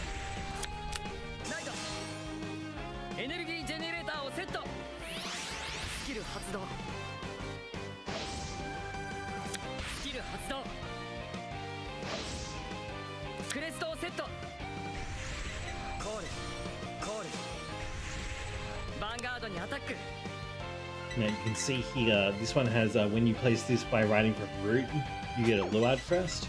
That's this card. So this gives you the ability to perform stride, but you have to ride Luard anytime you ride a graveyard red card. Your Luard cards become 13k. Due to a meme with the original Chronojet, when it was released, it had 11,000 power, and then the crest brought it up to spec. Now, that was funny because Chronojet, as a unit in the lore, is a time traveler. So, the reason it had 11k base power is because it's the same unit. It's not like randomly 2,000 points stronger. Unfortunately, they then kept doing it for the other stride decks, which just makes it kind of lame. But the funny Chronojet thing I really liked when it happened. So, it makes them a proper Vanguard, and it gives all of your units +5 for each face-up card in the G-Zone. This is really nasty. And it lets him recycle critical triggers at end of turn if you strode without paying the cost, which is used on some of his cards. You'll also see that okay, nope. You don't also see yet because he hasn't played any of those cards yet.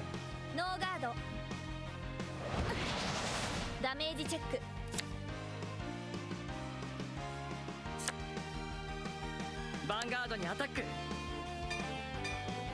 ノーガード。ドライブチェック。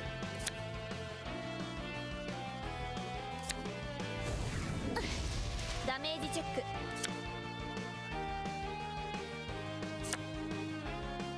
ヴァンガードにアタック。I'll just take it. ノーガード。ダメージチェック。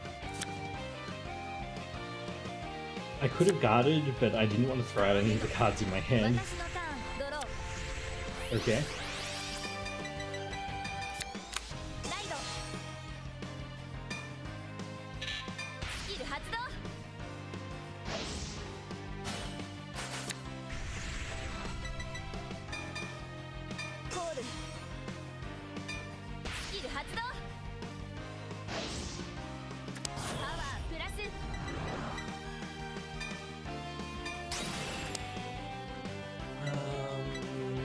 Oh, right, okay, I guess we're calling that.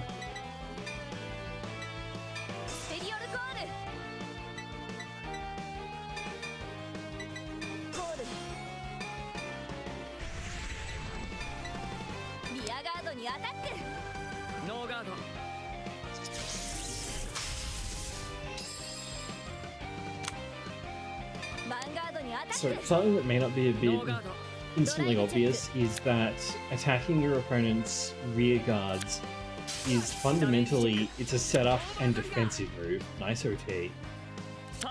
I would rather you get that sooner rather than later. Hitting your opponent's rear guard or attacking into it, your opponent is going to lose a card no matter what. They either have to play a card from hand to defend it, or it gets hit and gets retired.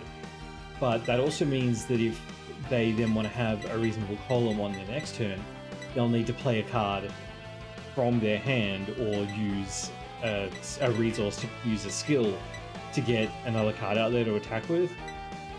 So it's...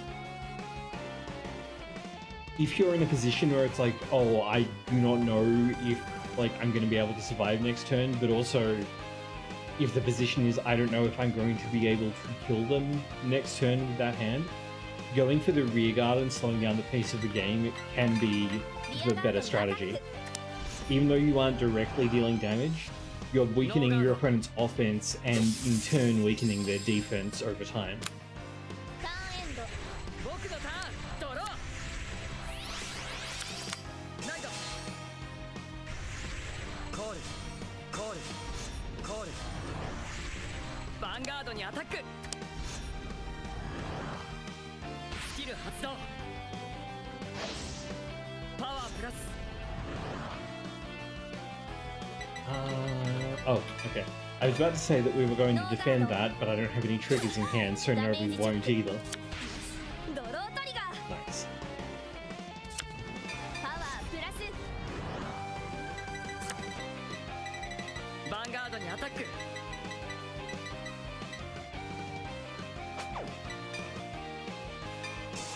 This way, even if he gets a trigger, he can't hit me. And I'm really glad I did that.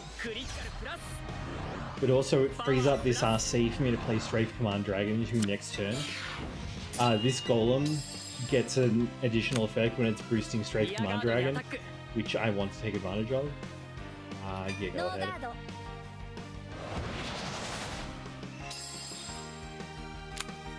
ターンエンド私のターンドロー Let's see, this guy got popped, so this one. ライドスキル発動 Yeah, I'm not going to call because I want that energy charge. I'm going to go call you here. スキル発動 CB1 and draw a card.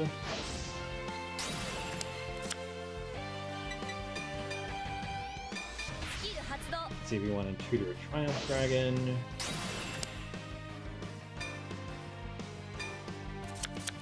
パワープラスメガリ Play スピー this ス and draw two cards. Nice.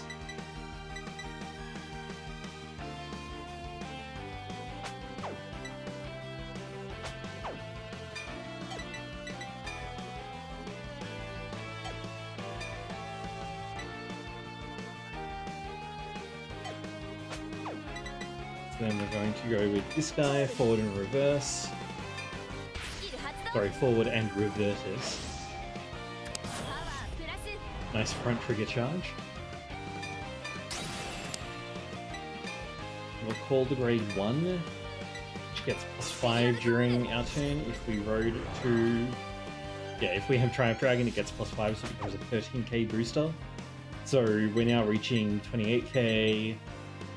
This reaches more. Or is it 28k?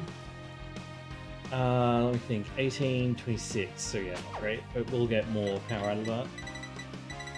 Alright, let's go.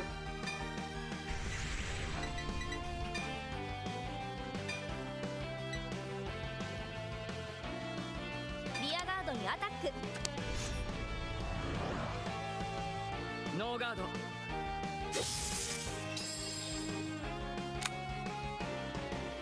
ァンガードにアタックスキル発動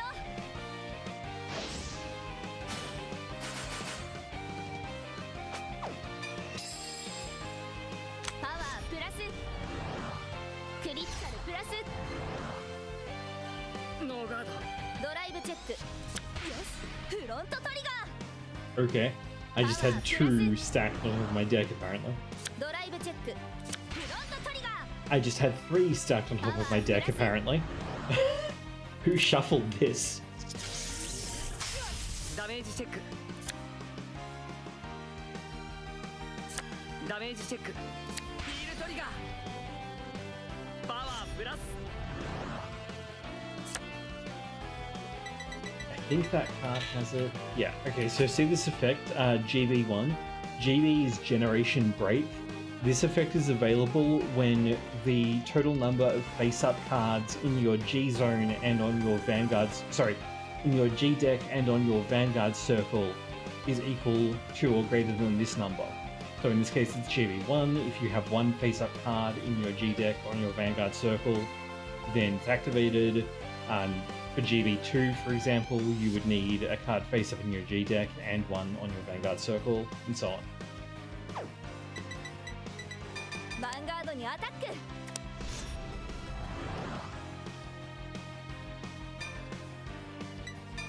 スキル発動。パワープラス。ノーガード。ダメージチェック。 Now I just need to survive his stride turn somehow. スキル発動。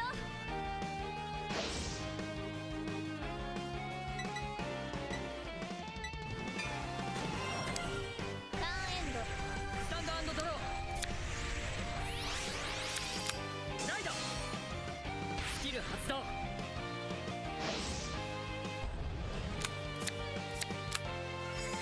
ストライド。ジェネレーション。スキル発動。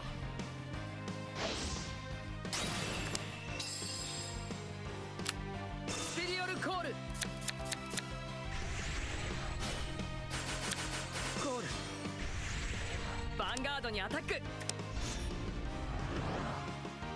スキル発動。スペリオルコール。 So strides are the gimmick from G series and have kind of come back in a little bit. So stride, you discard grade 3 or greater worth of cards, so any number. And then the Vanguard that you play the stride on top of becomes a heart card, it's not part of the soul. And the unit that is on top of it, so the grade 4 stride card, adds that unit's power and name to its own. Which is why, so it's 15,000 base power, and then it adds Luard's 13,000 base power, so it went up to 28. And then this stuff starts kicking in where it gets +5 for each face-up card in the G zone, because its effect has you turning a card from the G zone face up as a cost. As a grade 4 unit, basically all grade 4 units have triple drive, which is like twin drive, except you do it 3 times instead of twice. So that's pretty scary.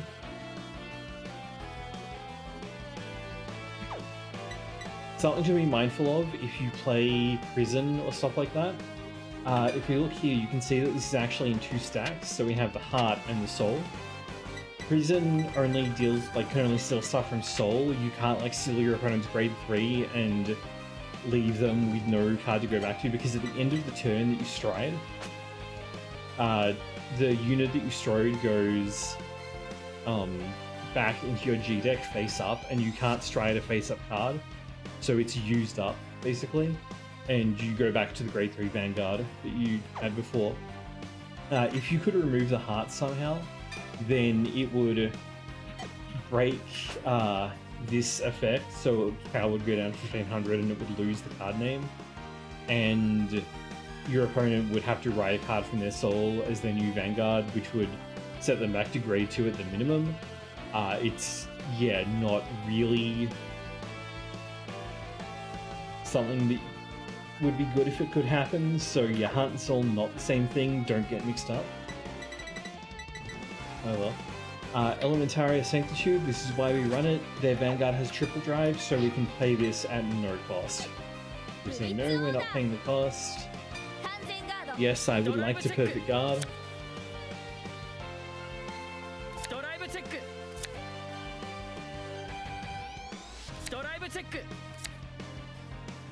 You got a bad triple drive too. Vanguard にアタック。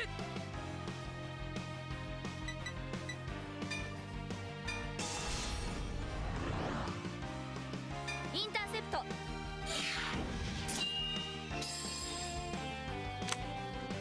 ヴァンガードにアタック。I'm gonna let this hit mostly just because I want the Counter Blast next turn. ダメージチェック。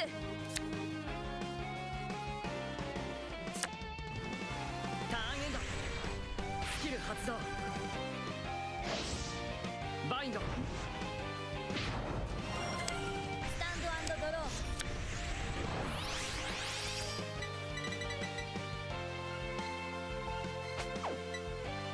seen it, right? Most of the stride decks have a grade 1 that you can discard and it counts as a grade 3, so you can like play more rapidly that way. Persona Ride.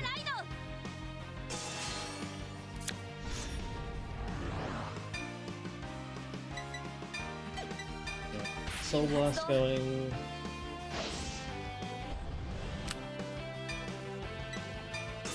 Put this one behind Strafe Command and we'll call. Let's see, I don't need to be doing this because there aren't any more of it. I'm going to call Meteoric Flare over here.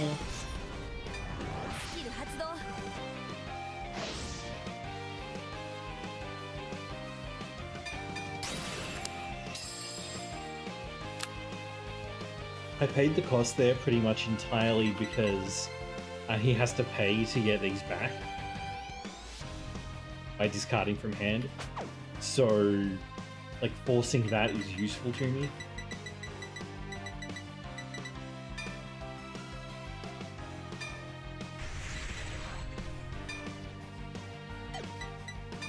Vanguardにアタック。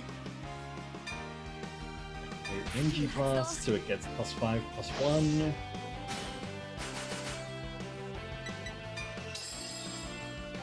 Power plus. Critical plus.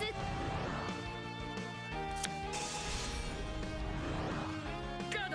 Drive check. Drive check. And that's fairly much what you'd expect after getting 3 triggers in a row last time. What do I have left? 1, 5, 6, 8. Yeah, I have 12 triggers left, so actually more than half of my deck is triggers at this point. Vanguardにアタック。 Soul Blast a Triumph Dragon, and this way Strafe Command also gets an extra crit. パワープラス。クリティカルプラス。 ノーガード。ダメージチェック。ダメージチェック。 This deck is a bit unusual in that traditionally quantity is preferred over quality when it comes to attacking. You generally want more attacks because an attacker only has to like be slightly better in order for it to hit your opponent. This deck is unusual in that it's designed so that you only get 3 attacks, but 2 of those 3 attacks are much higher quality than is normal, because this one can get critical 1, which is very unusual for a rearguard, and the Vanguard also gets critical 1, so it becomes a lot scarier. ヴァンガードにアタック。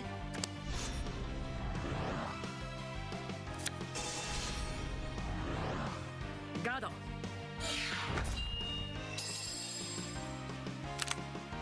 ーンエンド。僕のターン。ドロー。スキル発動。ストライド。ジェネレーション。スキル発動。スペリオルコール。スキル発動。スペリオルコール。スキル発動。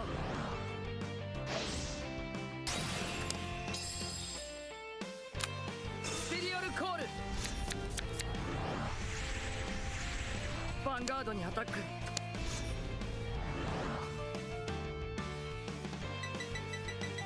Now, being at 5 damage is a bit scary, because it means that I'm obliged to block everything, but I have enough stuff in hand that that shouldn't be a problem. ガード。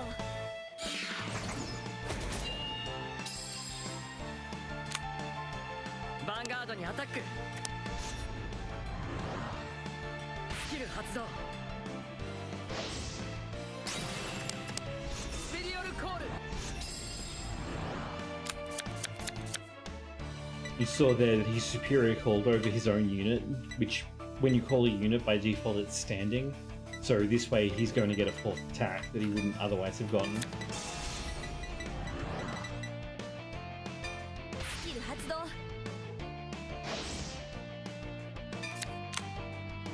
全ガード。ドライブチェック As a rule with perfect guards, you generally want to discard like surplus grade 3s because they don't have any shield value anyway. クリティカルプラスパワープラスドライブチェック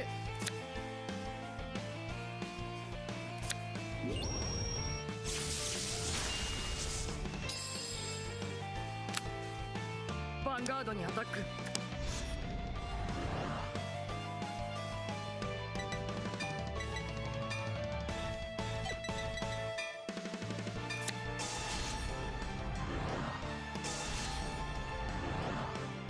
ガード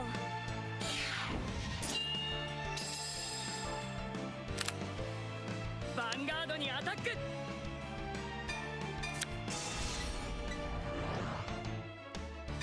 スキル発動完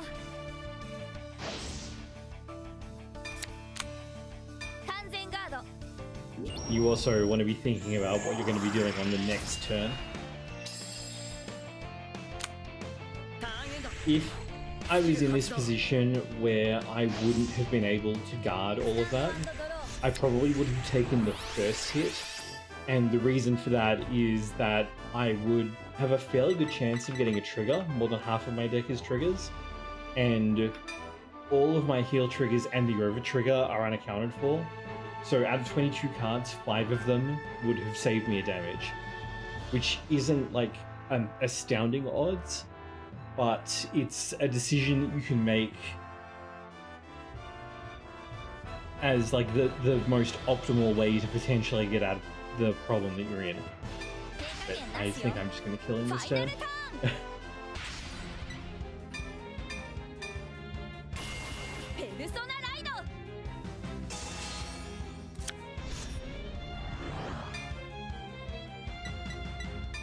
スキル発動 Just be careful that you don't accidentally Soul Blast Triumph Dragon for anyone other than Strafe Command ベ Dragon. リオルコール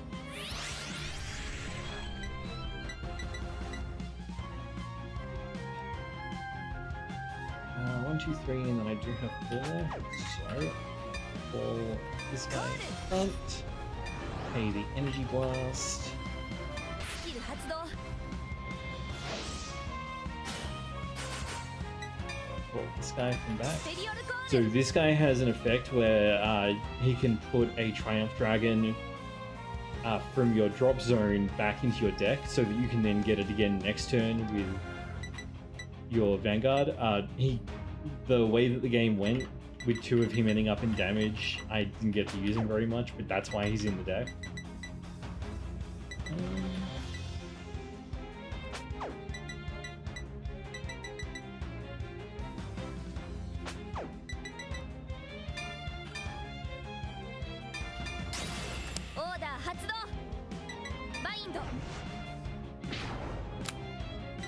Yeah, once bound, that card is not coming back.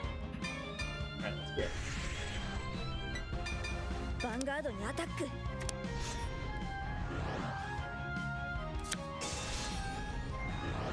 スキル発動 One. 完全ガード Since I'm out of front triggers, I chose to attack across my board. If you run a lot of fronts, then you usually want to attack with the Vanguard first, but not always. ヴァンガードにアタック And here, for example, since I'm not expecting any fronts, I used my weakest column first, スキル発動 because that way the stronger columns would stand a better chance if he hit a heal trigger. You don't get intercepting, no. However, I don't want you to get retired during his turn if he lives パワ that ー long. プラスクリティカルプラス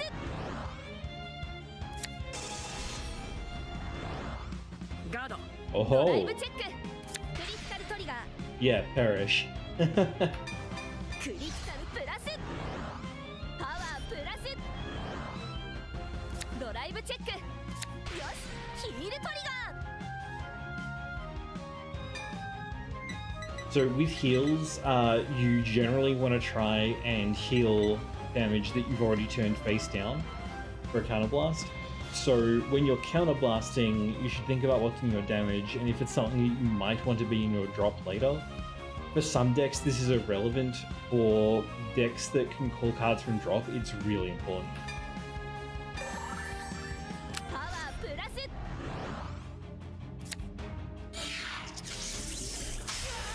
ダメージチェック。やった Okay, that would have overkilled him to 8 damage. So even though the game ended as soon as the 6th damage went into his zone, if he'd got, for example, a heal trigger, because he would have had more damage than me, or the same if I was still at 5 damage, he would have healed a card and then the trigger would go into the damage zone because the trigger resolves while it's still sitting in the check zone before it goes to damage. So, I mean, in theory, he could have turned over 3 heal triggers and stayed in the game. That is a thing that can happen. I've actually seen that happen before. But obviously it's not really likely. So you can see how much more smoothly this version of it ran and how much stronger and more oppressive it was. Even though I was playing into a stride deck that has that really powerful gimmick with the stride, and like it's a well-made deck and all of that. So this was just modifying the one of the basic trial decks. So they're actually pretty good. The fact that they come with perfect guards at all is kind of amazing. Let's go back in here and talk about triggers really quickly. Let's look at a card like, actually I'm going to go back here and do it. I like to start decks running that rainbow lineup where you run 4 heals, 3 draws, 4 fronts, and 4 crits. But there are some decks where you never do that. So for example, is Flagburg in this one or the next one? How am I doing this? Here we go. So Flagburg has this effect where when it attacks, it gets all of these depending on how many attacks you've done this turn. So you want to attack with Flagburg last, generally speaking. So in Flagburg, you never run front triggers. You run 8 crits, 3 draws, and 4 heals. So that's kind of like the main consideration. You should also consider if your deck needs draw triggers. Like with the 3rd grade deck that we played, we got down to 7 cards in deck by the end of that game. And that game, we weren't running any draw triggers at all. If we were, we probably would have decked out. So that's the 2 things you should think of. You always want to be running 4 heals and at least 4 criticals. If possible, you generally want to run 8 crits. But the reason that I like to start a deck in the first draft with that rainbow lineup is because that will tell you, like, you'll learn what the deck does and doesn't need when you're testing it like that. So, like, if you're overdrawing, it's like, oh, I'll just drop the draw triggers, or, you know, oh wait, the Vanguard, like, ends up swinging last all the time, so I'll not use front triggers, and so on. It's rarely optimal for a deck to be played with a rainbow trigger lineup, but starting a first draft with it will teach you a lot about the deck that you want to play. So I also want to talk about magic numbers because I referred to this a few times. So let's look at... Oh, Flagburg is really fun. I played it through most of Dear Days 1. I haven't seen most of the new support, but it's just a very solid deck overall. In fact, I can talk about that while we're doing this. Let's make a Flagburg deck. So that's stuck here. So we go text search, Flagburg, see what we got. Oh yeah, Office Masks is really good. Let's see, there was no retrain of Flagburg, was there? No, okay, so right deck, we put in a Flagburg, we put in an Ascendance Assault, we put in, where are you? What do we call it? An Inroad Shooter, and then we look for a grade 0 normal unit, which can be whatever you want, but there's a specific one for this one, which is Officer Cadet Charclays.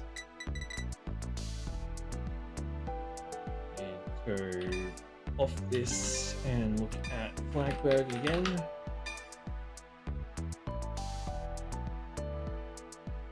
Yeah, the AI isn't very good at handling the multi-attacks. So we want to put in all of those that we can.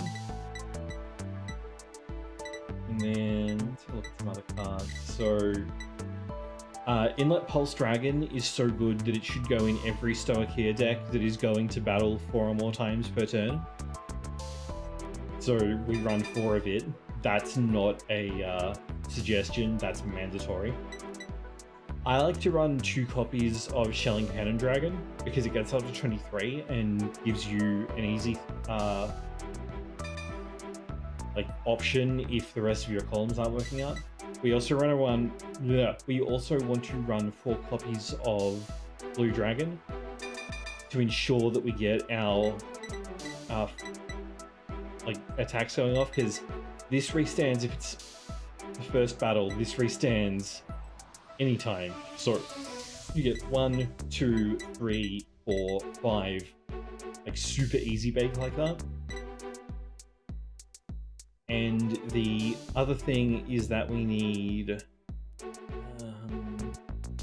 so I like to run 4 copies of Inroad Shooter just for the auto skill on Ascendance Assault.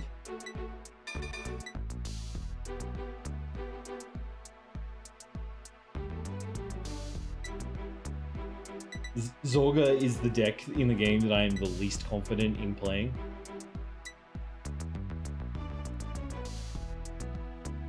Alright, so they've added in stuff like Billow, where if the attack and boost hits, then you can stand it, which is kind of nice.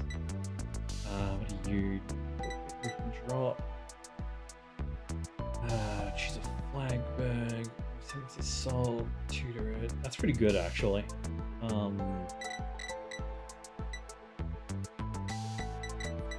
And if you don't choose, then you counter charge, so it's safe. Yeah, that's... I need to, like, play, Zorga at some point, but I find the Alchemagic mechanic, like, really complicated, so... Like, I play, in other versions of the game, I play Dayusha, but, like, in original and V-Series, I played Dayusha, and that is, like, the most brain-dead deck possible. Like, swing with Vanguard, tap everything, swing with Vanguard is the whole deck.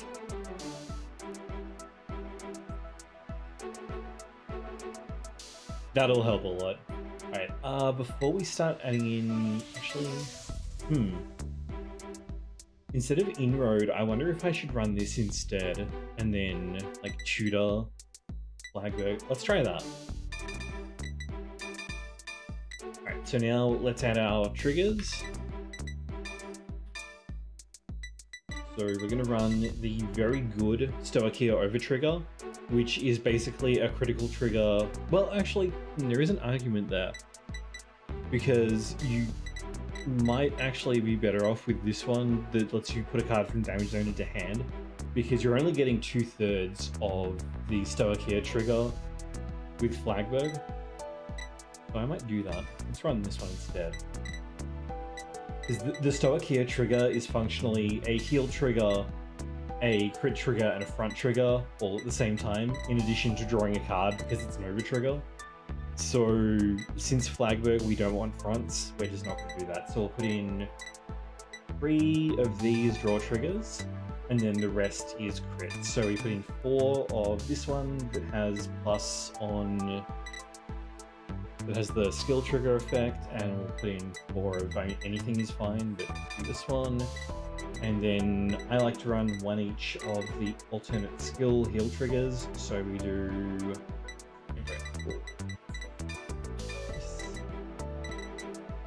So 1 of this, and where's the other one?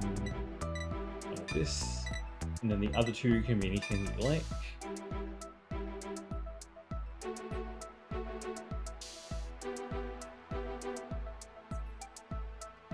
Yeah. I'm amazed. I mean, considering that in like D series, Will Dress revealed that Masanori was like an agent of the big bad all along. Like, no wonder he could run Zorga. Like, the man has a galaxy brain. Okay, is that all the triggers that we want? Yep. Okay, so let's add in our sentinels. Let's set this sentinel. Then we're going to run 3 copies of whatever we want. Anything here is fine. I kind of like this one because it's a weird like Loch Ness unicorn thing. And why are you in the... Oh, because I accidentally switched us to the ride deck somehow. Okay.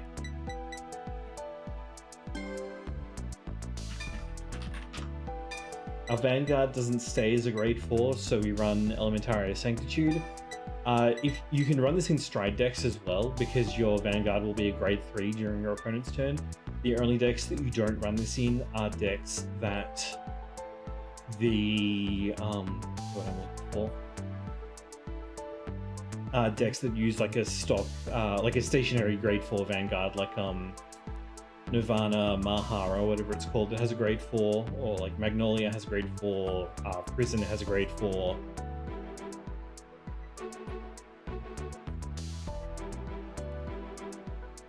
Yep, those are all pretty solid decks. What I've been playing like the most in Diodos overall has been Blue Death. But the problem with that is that if you run into Prison, you just like automatically lose the game.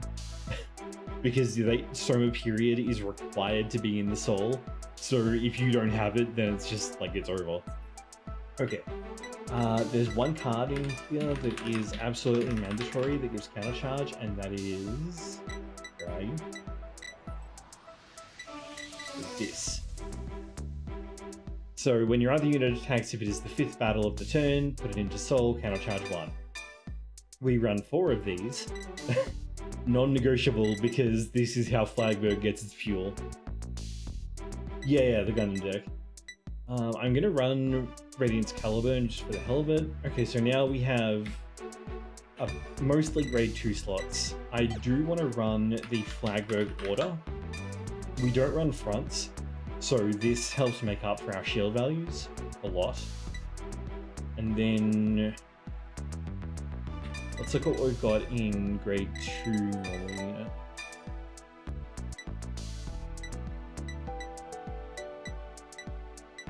Actually, let me check and see if there's a Flagburg choice for this other than this guy.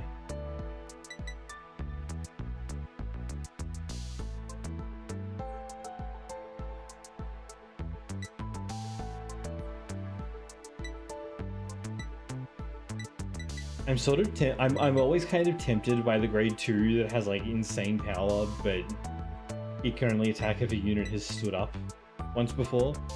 But I mean, something like Float Assault is really simple and really strong and doesn't cost anything. Having issues building Almagesta or having issues playing into it?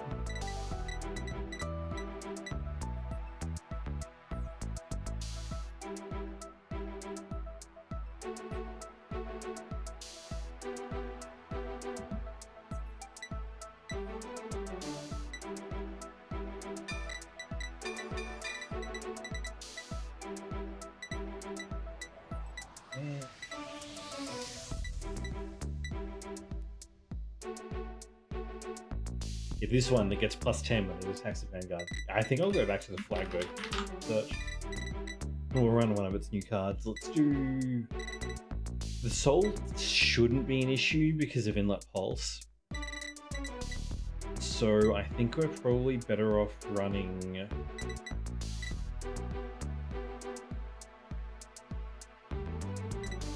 Maybe this, which just gets +5 whenever it attacks.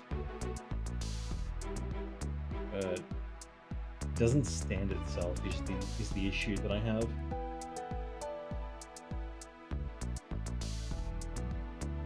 I might go for Crate Assault anyway. I really like that card. I might only run 3 of it though.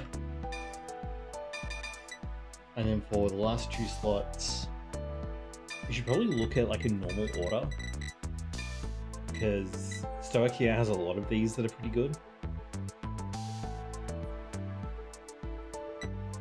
I know Lauren has been experimenting with running a critical trigger as the first Vanguard so that you always get one.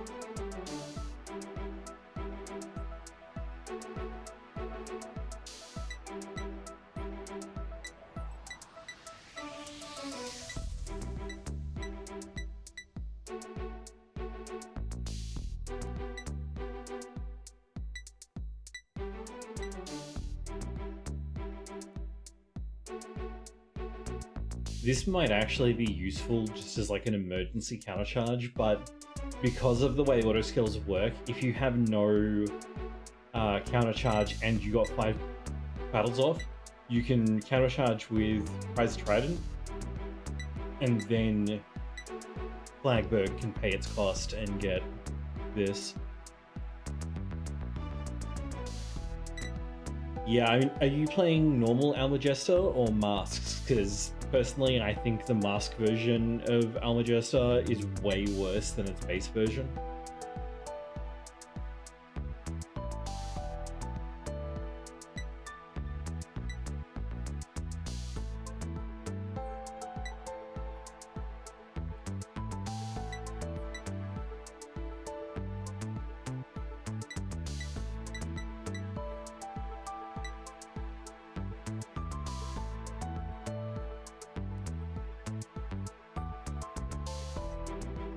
Oh, this is pretty good actually, because this way we can get stuff back if we Soul Blast.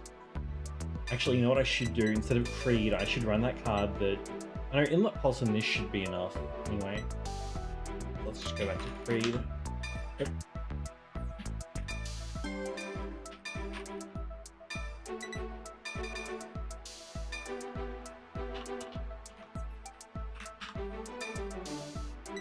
Yeah, I mean, it's kind of designed for that since it's a Zorga card, but being able to Soul Blast, Inlet Pulse, and then get it back is pretty useful.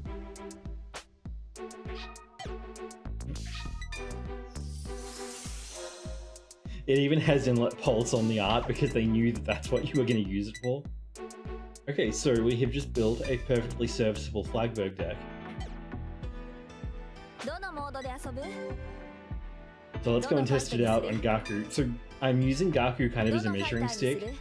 He's where the game like stops pulling punches, and his deck being a stride deck means that it's somewhat predictable. So I find it really useful for measuring how a deck performs.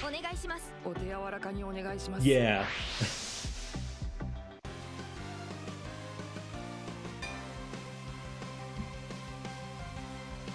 I really want to go second.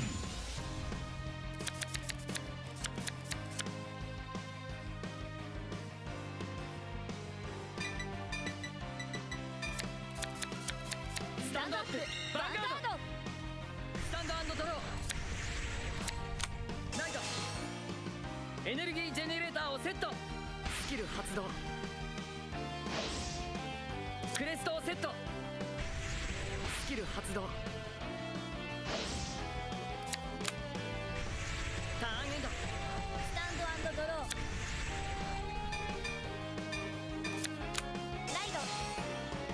エネルギージェネレーターをセット。スキル発動。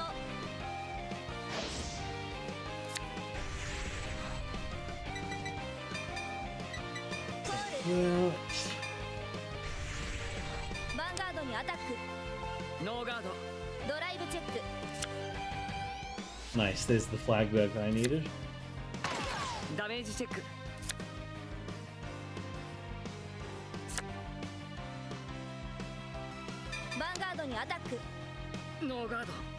This deck is kind of weird because on the first 2 turns you attack in a completely different way than you do for the entire rest of the game.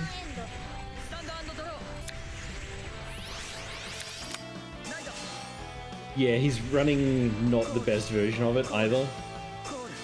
I'm pretty sure he runs a much better version on hard. But the AI also does a really bad job of like getting stuff into soul for it, and it's a bit too keen to call Blaster Blade and Blaster Dark on its earlier turn, so it's really easy to just run them off the field.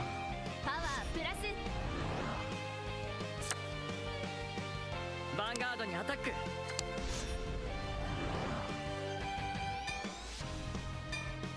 ノーガード。ドライブチェック。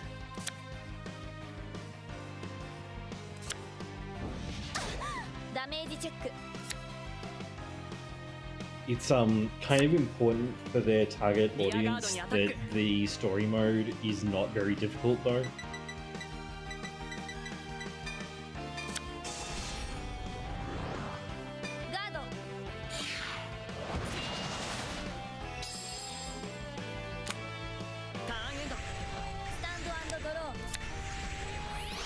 Wasn't MLB part of like a legion at that point though? Because a lot of those cards were just incredibly strong. ライドスキル発動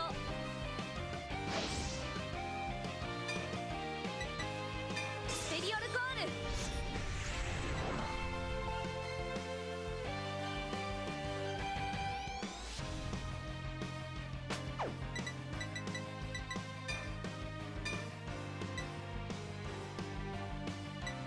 コールスキル発動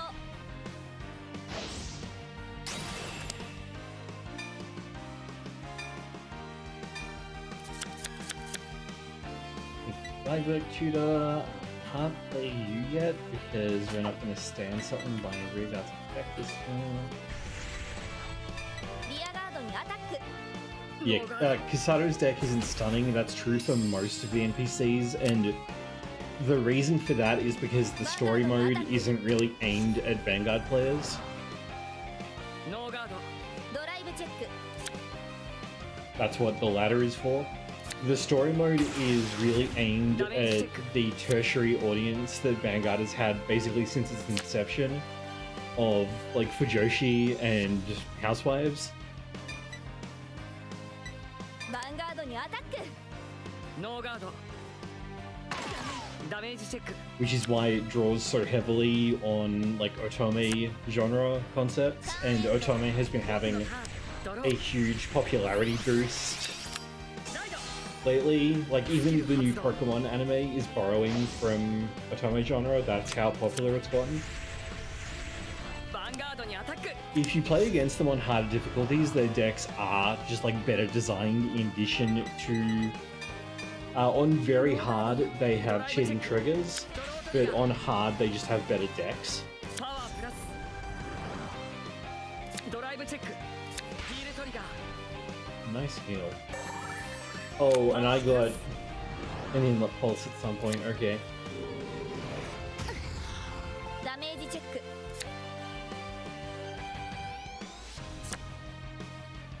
ヴァンガードにアタック ノーガードダメージチェック But in the story mode itself is predominantly fixed to normal because they do not want it to be too difficult, because the people that they're targeting with the story mode are not people who are like big into actually playing Vanguard. Right? That's what actual cards are for, and that's kind of what the ladder is for. To an extent, the ladder being anonymized also helps their tertiary audience play, because culturally it would be super weird for a girl to be playing cards in Japan, especially one of their like primary, or I guess main tertiary crowds, which is housewives. That would just be like really weird in Japan culturally. So the anonymous ladder really helps with that. Oh, my game is vomiting, so I might have to close it and reopen it after this game. It does do this sometimes. I do not know what the cause is. Hang on. My assumption is that it's just a memory leak, because the game has, like, スキル発動 the thing has always had that problem in going back to Vanguard EX, the Switch game. Which is, you know, amazing, right? Who could have possibly imagined a Switch game with a memory leak? Looking at you, Pokemon SV. So after this game, I will switch コール the game off and on again. This is better than it used to be. In DD1, if you were recording the game at all, then it would start, like, bleeding frame rate. But don't forget to switch Inlet Pulse and Prize Trident, that's a little bit important. ヴァンガードにアタック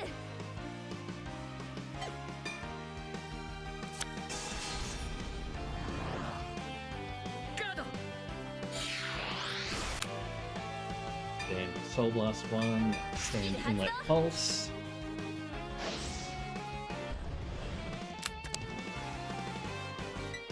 swing on this side. リアガードにアタック。ノーガード。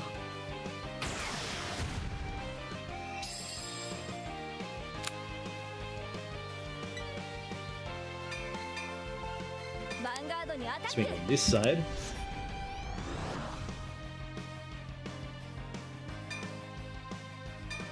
Then stand Ascendance Assault.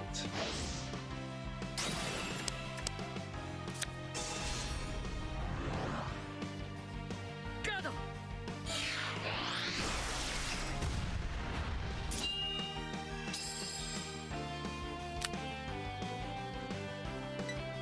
ァンガードにアタック。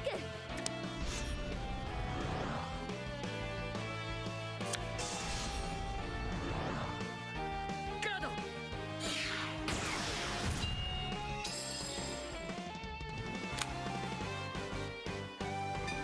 And then we finally get to attack with the Vanguard. Yeah. スキル発動。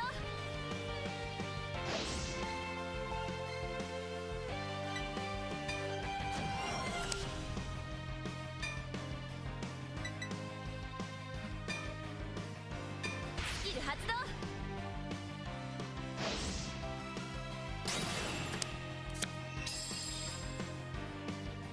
パワープラス。ノーガード。ドライブチェック。ドライブチェック。ドロートリガー。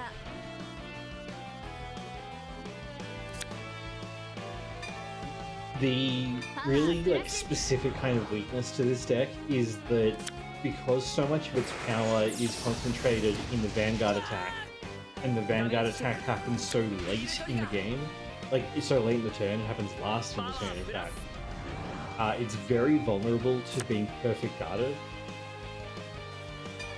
スキル発動。 Put this into Soul to make room for this card next turn. ターンエンド。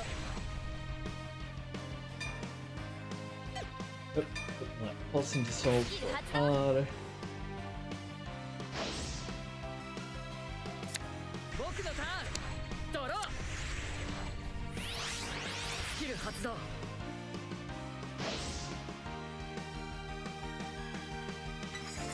ストライド。ジェネレーション。 Do I have the perfect guard in hand? Because if I don't, this could be real. Oh, I don't.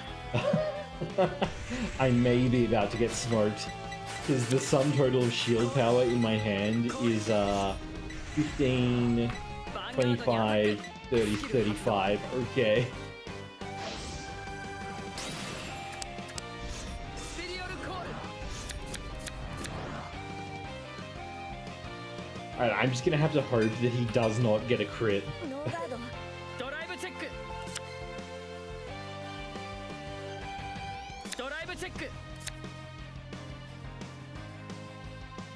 ドライブチェック。ヒールトリガー。 Okay, is that all of your heals? No, that's 3 of them, but パワープラス。 2 out of 3 have been effective, which is a bit rough. ダメージチェック。よし、ヒールトリガー。 Okay. We take those.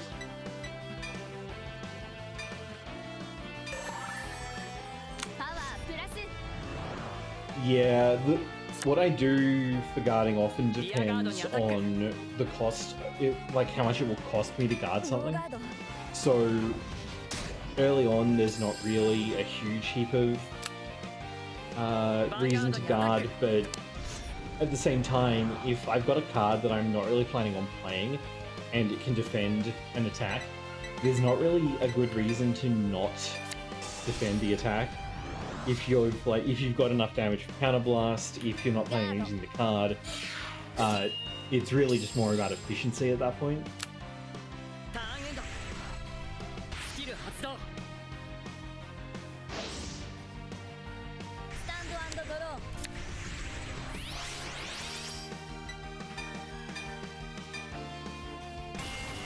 ペルソナライド。 Okay, here we go. Now I've got lots of shield.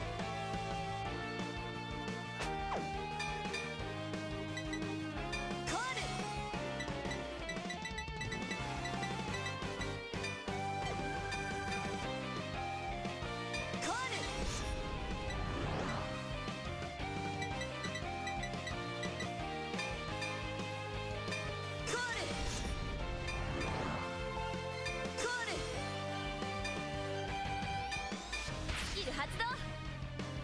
Yeah, I mean, this is roughly how I've been playing since the very start, because I got on board with like the very first release of, you know, the first 4 trial decks and the first booster.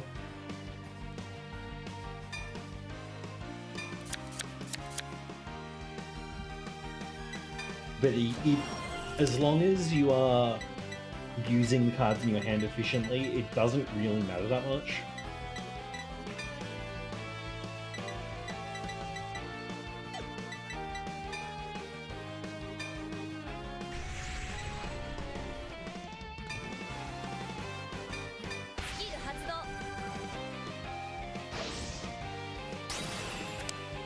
Similarly, if I have a rearguard that has a when placed effect, like a grade 2 rearguard that has a when placed effect, and nothing else, I'll often look for an opportunity to intercept with it, because that will save me a damage and free up a rearguard circle. Active rearguard on this one, so let's hit this one. No guard. Yep. Hey, so Pale Moon is kind of like how Direful Doll works at the moment. Your soul is effectively a second hand.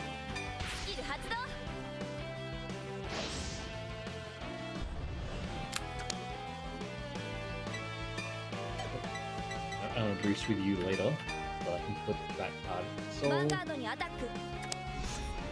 This one for 10,000. No guard. Damage check. Critical trigger. Okay, it totally doesn't matter that you just got a trigger. Power plus.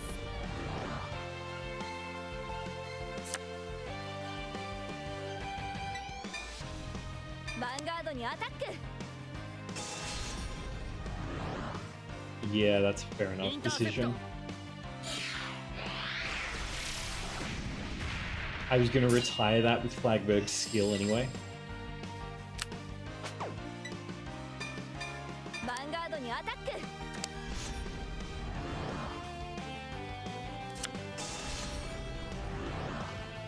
ガード。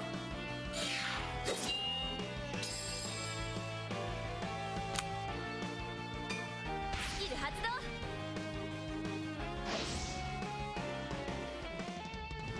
Vanguard にアタック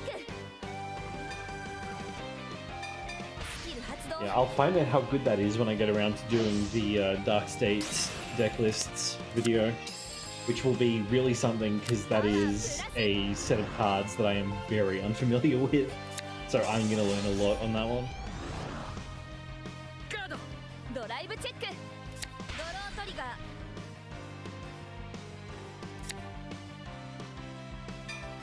Oh, that's unfortunate. ドライブチェッククリティカルトリガー Oh, what a shame. クリティカルプラスパワープラス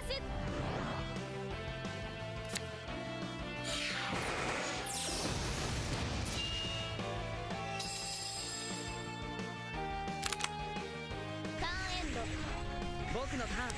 ドロー。スキル発動。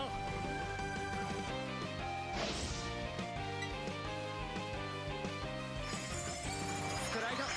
ジェネレーション。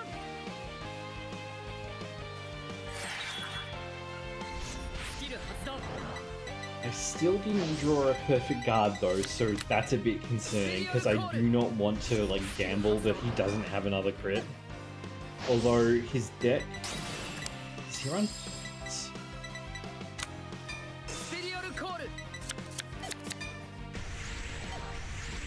No, I reckon his deck runs 8 crits, and we've only seen 3 of them, so like nearly a fifth of the deck at this point is criticals, so I do not want to risk that.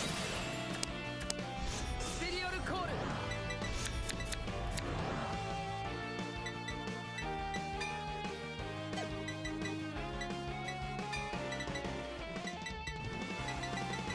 Let's do this first. ブリッツオーダーパワープラス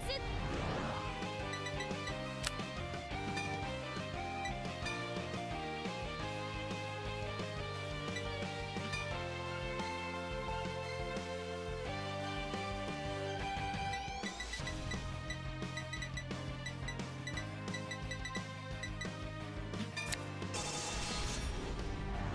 2 to pass, so hopefully this works out alright. ガードドライブチェックドライブチェック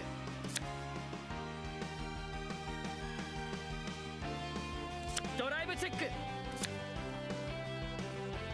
Okay, I can just let the rear guard hit me and not worry about it.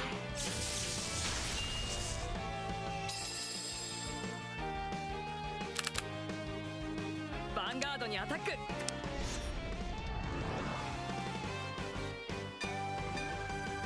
ノーガードダメージチェック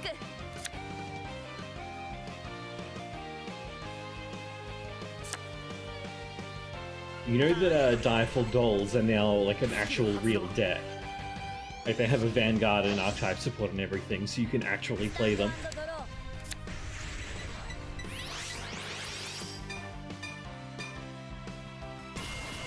ペルソナライド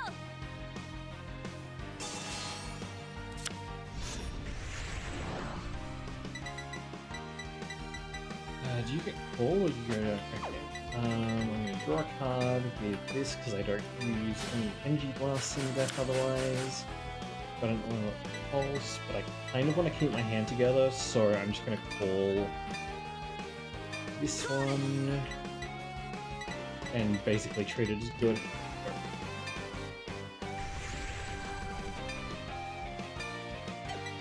スキル発動パワープラス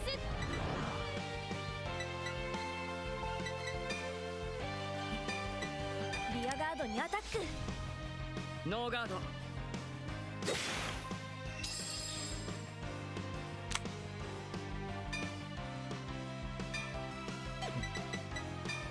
スキル発動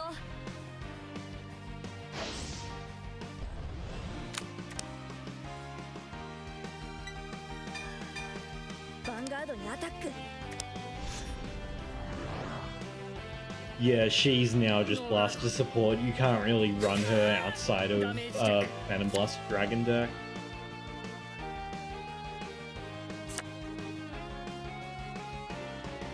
The fact that she's no longer like generic support really has put paid to her ヴァンガードにア as タック I think it's called Maiden of Darkness Marker or something like that. She's currently Blaster support specifically, but she used to be generic Shadow Paladin support. ヴァンガードにアタック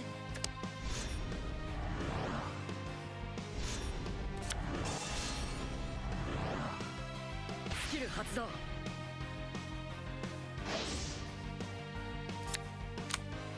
完全ガードヴ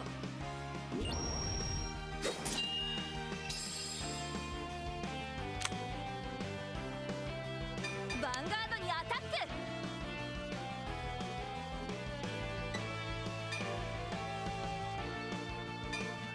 スキル発動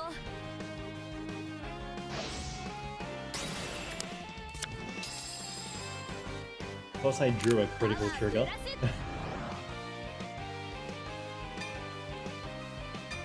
スキル発動 You may also choose to not run draws in this deck, but then you run into an issue because you're already running 8 crits.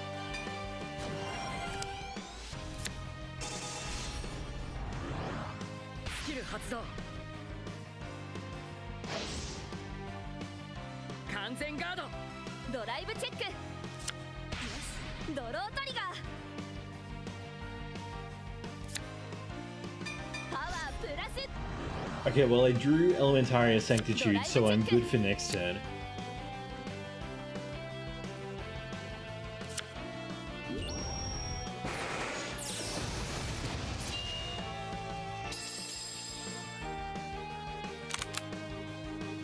Incidentally, I really like how Flagburg's attack animation gets like more stuff added to it the more attacks you've done that turn. ストライドジェネレーション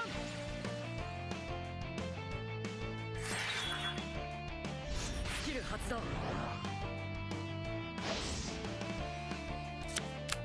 スペリオルコールスキル発動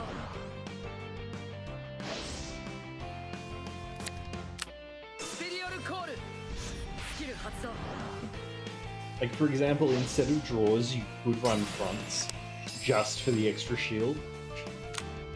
スピリオルコール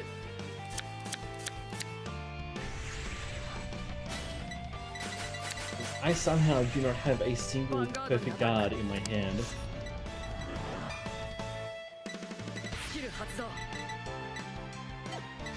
Or in my drop, for that matter. スピリオルコール Are they all in damage?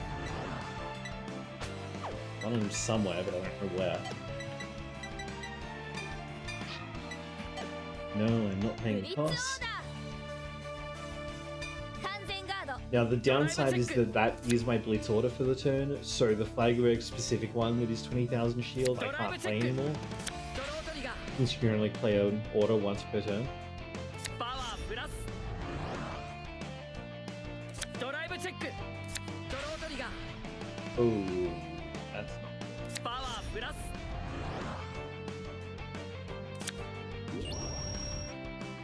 15, 30, 40, ヴァンガードにアタック 50.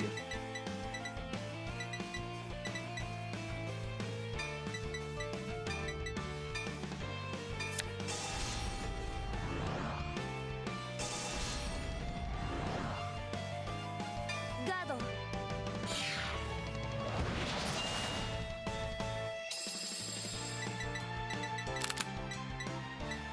ヴァンガードにアタック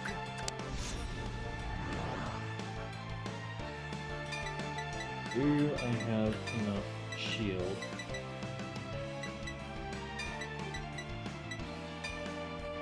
Oh, I don't. Okay.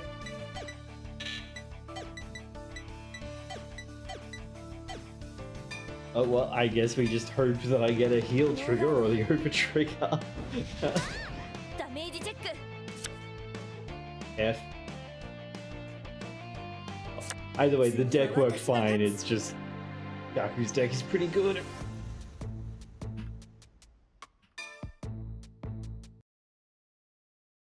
And perfect guards are just crit knife for Flagburg. Okay, I'm just gonna quit the ど game のフ real ァイト quick にする because ど I の have モードで no 遊ぶ idea why it's memory leaking like that.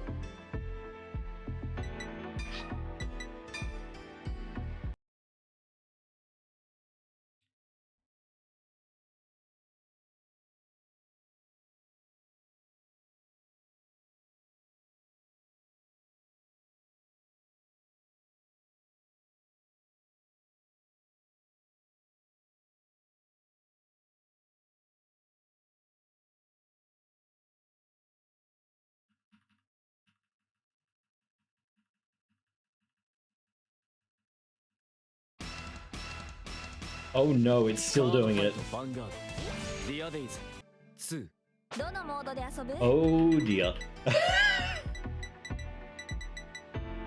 That's a problem. カードファイトヴァンガードディアデイズ2 Hold on, I might just do some cache clearing real quick.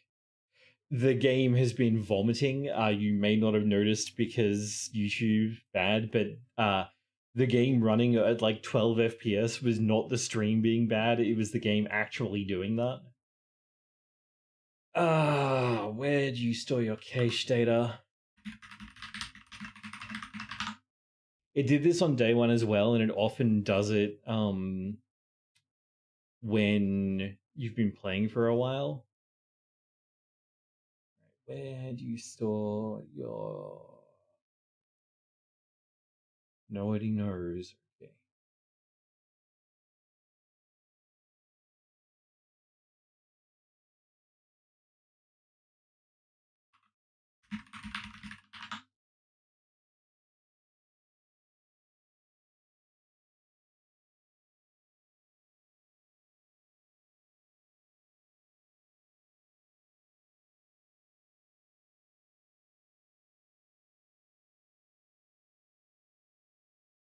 So the problem definitely isn't there. The really funny part is that it might just fix itself if I don't like load it up for a couple of minutes. Because let's see, where's your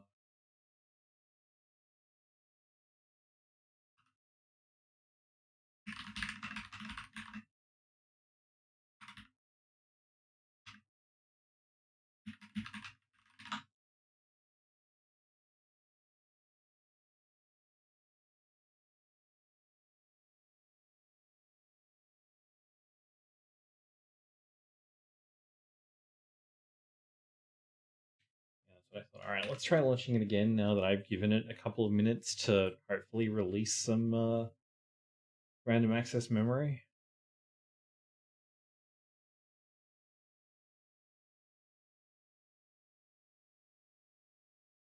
Oh dear.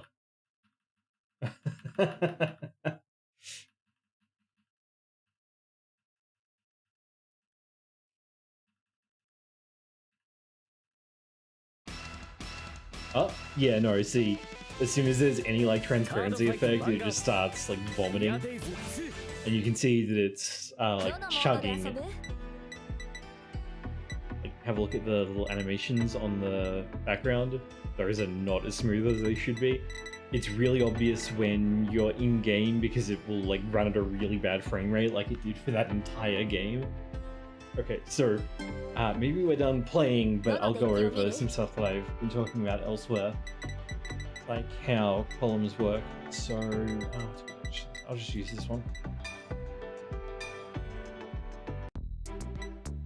So your basic Vanguard is 13k. There are some exceptions, but this is the rule, is that your Vanguard will be 13,000 once it hits grade 3. So because shield is in increments of 5, so you have 5k for normal units and 15k for normal triggers.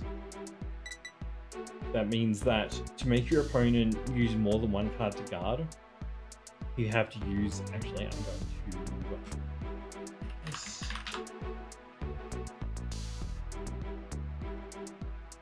this is a very goofy way of doing this, but it's what we're going to do. Show me.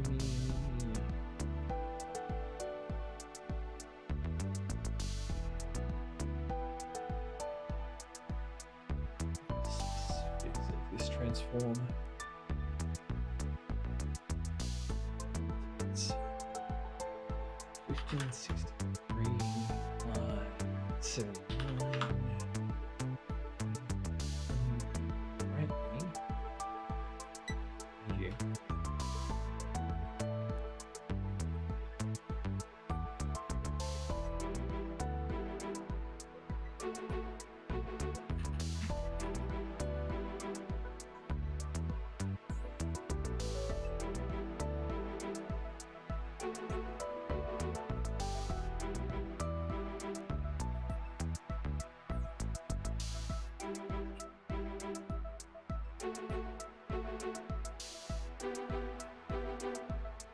What?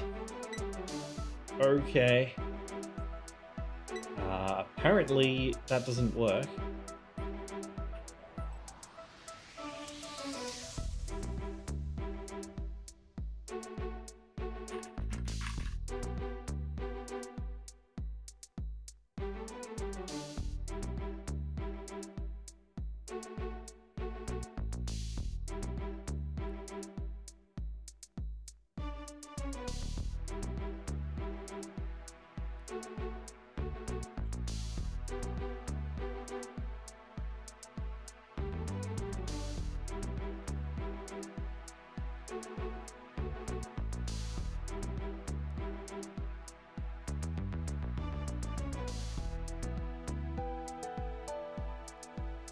I wonder if this will work.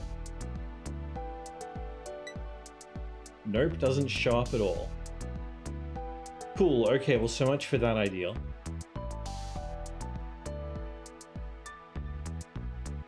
Alright, well,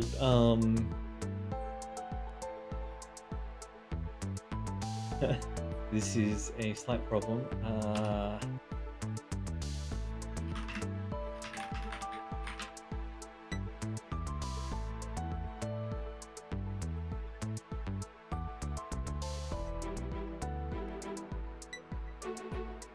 Okay, this will like have to do basically.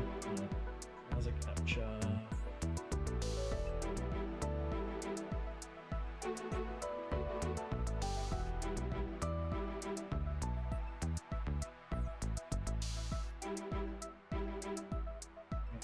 There's correct.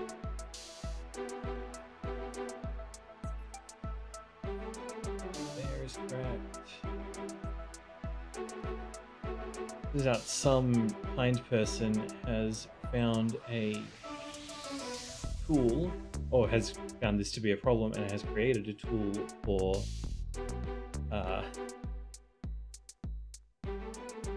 using MS Paint in your browser, which is only useful in this incredibly specific niche circumstance. It's not quite right, but it's basically right. Actually, I'm just gonna get rid of the bottom of this. Set it transform like that. There we go. Boom, done. So we're at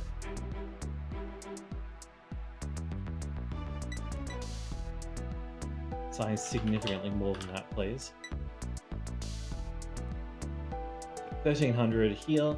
So you need 13,000 power to hit this, and each increment of this is going to be draw a thick red line just here.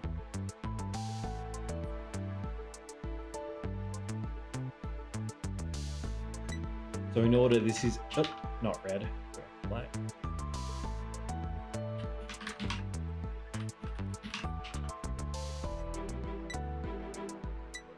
Okay, so this is getting them to spend one card, 18.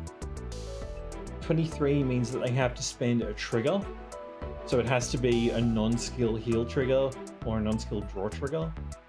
In fact, the normal draw triggers, I think they might actually be, yeah, normal draw triggers are 5k, so always run the skill trigger version. At 28, you have to spend a front trigger or 2 cards, and at 33, you have to spend a minimum of 2 cards to guard it. So when you're building,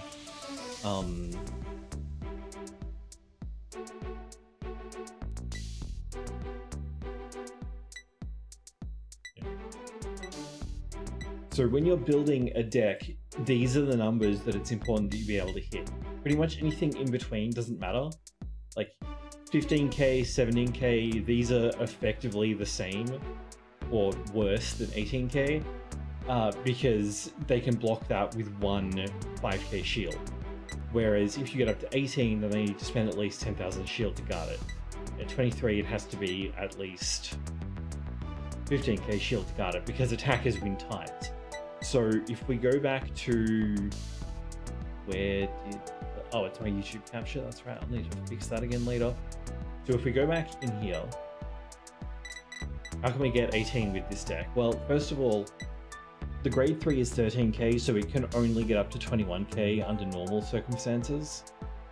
So it's kind of not stunningly good. However, it does still get up beyond 18, and because it reaches 21, because a lot of rear guards will be grade 2s, those only have 10k, so this can force your opponent into a position where they have to spend 2 cards to defend a rear guard, or they let it get retired, so it's not totally useless. This one gets plus 10, so it goes up to 20, and then if it has any grade 1 behind it, then you get up to 28, which forces your opponent to either spend a front trigger or 2 cards on it. This one gets plus 5 during the battle, so if your opponent has 2 or less rear guards. So behind this, so you get 13 plus 8 is 21, and then plus 5 to that makes 26, which is enough to force your opponent to spend 15k on it for the Vanguard, and force them to spend 2 cards, and one of them has to be a trigger on it if it's a rear guard, because you've got up to 26. So they have to spend a crit and another card, or they have to spend a front trigger. So you need to try and aim for these values. This one is kind of whatever, it's just a cycler, but still 10, 8 makes 18. Reach is the bare minimum, basically. If you have your deck set up in a way that you are consistently getting columns that don't reach a given breakpoint, then you should probably rethink your deck and redesign them to do better about that. One of the reasons that you almost never end up using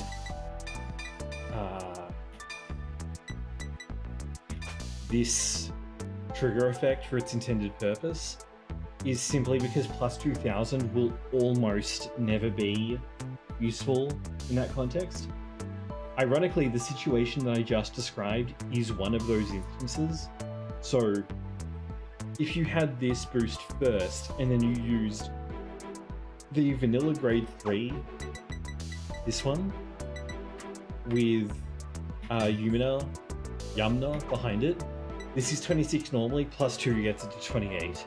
But this is a very unusual circumstance. It usually won't play out like that. The only reason that I typically use the critical skill triggers over like the vanilla skill triggers is because I might want to put them in solo at some point, or like I might be put in a situation where that plus 2 is useful, since there's no downside for it, unlike with the skill version of heal triggers. And the other thing that I would suggest is that if you are not using one of your resources when you're building a deck, so like in the Flagburg deck that we just built, for example, because I just threw this one together quickly, I didn't really think about it, but this deck has no cards that use Energy Blast. It has lots of cards that Counter Blast and Soul Blast, but none that Energy Blast. So if you're thinking of cards to add to a deck and you have a resource that you aren't using, start by looking up cards that use that resource. Like, not this one because it's on the VC, but like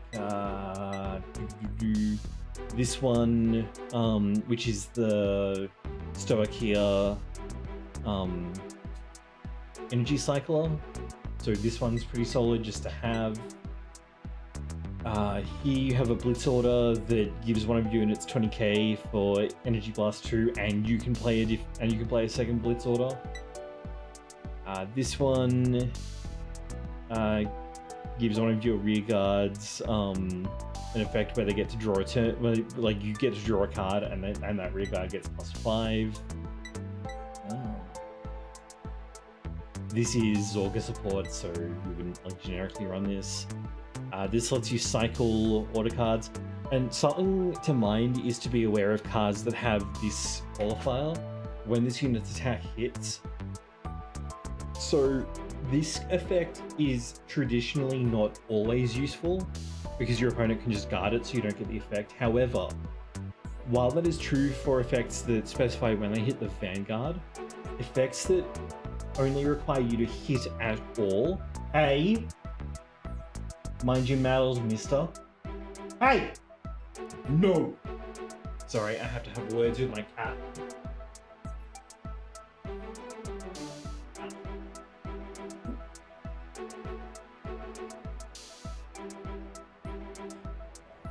Sorry, I had to yell at my cat who grabbed my hand and decided to start biting me. He sometimes forgets himself and goes, oh, we're playing, and then they play a bit too much like cats play, rather than how cats should play with humans. So now I have a big, like, bite mark in my hand. Okay, this effect, when this unit's attack hits, if you swing this into a rear guard, then you've put your opponent into an unhappy situation to be in, because they now have to choose between not guarding, in which case they lose a card and you get an effect, or they guard, in which case they've just spent cards from their hand and didn't prevent damage doing it. So effects like this can be stronger than they appear to be, especially in the mid game. These are very good. This is one of the reasons why I like Fasato so much, who is Grace deck. That's not Crown Grace. Did I not? Oh, I apparently didn't hang on to it. Okay.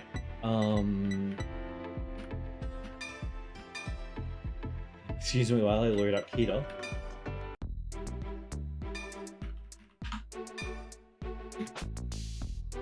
So Fasato, in addition to having resist, also has, when this unit's attack hits, counter charge 1 and soul charge 1. So you get a lot of resources if this hits, and if it hits your opponent's rear guard, it still activates. And on top of that, their rear guard is likely to be a grade 2, so with the standard 8k booster behind it, this hits 21 or 31 on a Persona ride. And that's how you can really easily get into those like 30 numbers, like 33, 38. Persona Ride does most of the heavy lifting for you there. This adds a lot of pressure to the opponent because you're going to get resources, especially countercharge. Countercharge is like more precious than gold in this game for most decks because the main limiting factor on your ability to cast effects that you want is your counterblast. Running out of CB is how you will usually lose a game in the long run. And this having, 13k base, you swing at a rear guard, your opponent has to block it or you countercharge is just very strong. And even if they block it, well, you just cost them cards from their hand that they may not have wanted to spend. And if they don't block it, then they lose a rear guard that has to be replaced and you countercharged and you soul charged. So it's all about like whittling down that hand. Ultimately, Vanguard is about that more than anything else. Getting rid of your opponent's hand is the surest way to win a game. And you can do that in a lot of ways, like Flagburg, you want to attack a lot, which forces your opponent to block a lot.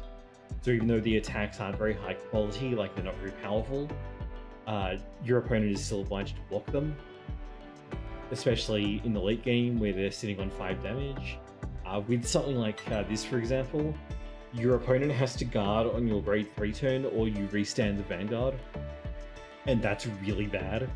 So you kind of force them to guard once more than they should have, and your job is to try and turn that small benefit into a big one. And as a rule, once you're at 4 damage, you generally want to start guarding for 2 triggers from the Vanguard, so that they don't just like get a crit and then pass the power to something else.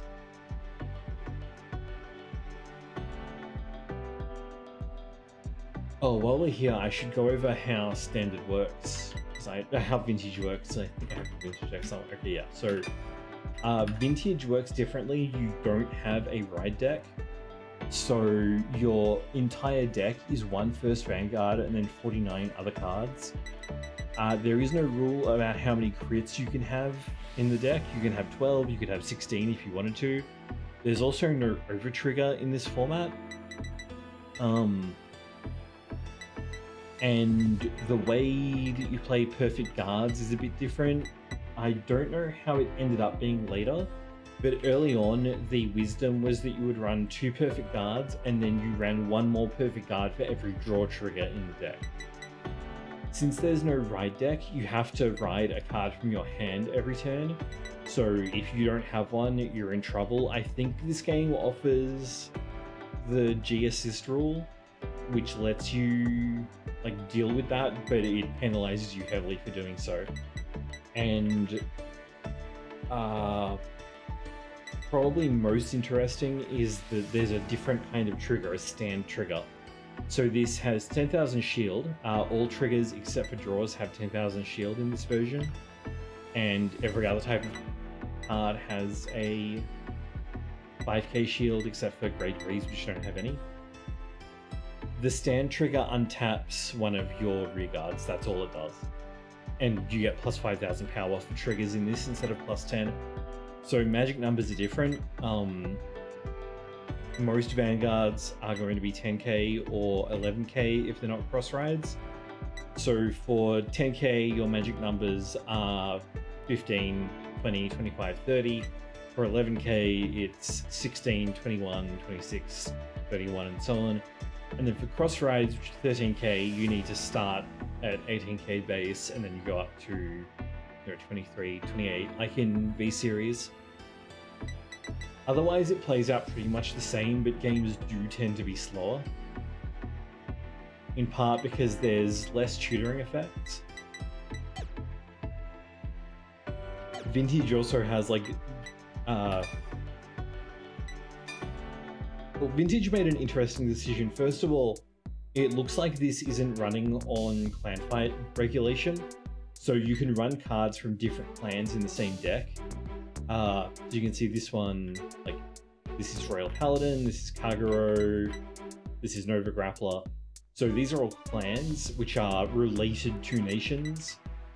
But I guess the way that you could think about it is that nations are like a color in Magic, and then clans are like a specific interpretation of that color. So United Sanctuary, which is Royal Paladin, Shadow Paladin, Oracle Think Tank, Genesis. There's some, oh, and Angel Feather. They have pretty standard, I guess white is probably the term for it. Like, they like to have more units on the field. They have some healing effects. They have some scry effects and so on. And then Dragon Empire, which is the only one that is still alive today in D series. This one is all about taking your opponent's stuff. So Kagero usually retires stuff. Narukami binds it. Nubatama and Murakumo discard or bind cards from your hand. Or in Murakumo's case, their thing is that they like can fill up the field for less than other decks do while maintaining your hand. Nova Grappler is all about, not Nova Grappler, Stargate, which is what it was called then, is all about standing units back up again. So for Nova Grappler, it's usually rear guards. For Dimensional Police, it's all about the Vanguard. Does Stargate have another? Oh, and Link Joker, but they play totally differently. They're like appended to Stargate, but they're not really a part of it. However, their name has become part of it in D series because it's now called Brantgate. Then you have. Do I have? Yeah, Dark States. These guys are all about the soul. So you have Dark Irregulars who just want to build it up. You have Pale Moon who does a second hand, and Spike Brothers who kind of rotate in and out of it, but to a lesser extent. They're kind of here just because. Nubatama discards your hand. I said that already. Tachikaze, that's what I was forgetting. The Tachikaze are a bit different. They typically retire their own units for a benefit. They play with the concept that is Kagero's theme about like deleting cards. Grand Blue, which is part of Magellanica. Magellanica and all of Zoo except for Bermuda Triangle are now part of Stoichia, and Bermuda Triangle have been quarantined in Lyrical Monsterio, where they belong. So Grand Blue basically doesn't exist anymore, but this was a mill deck that used the drop zone to its own advantage. Mega Colony were all about tapping your opponent's units and like getting benefits if your opponent's units are tapped, preventing them from untapping. They never really worked very well at that, so that's unfortunate, but oh well.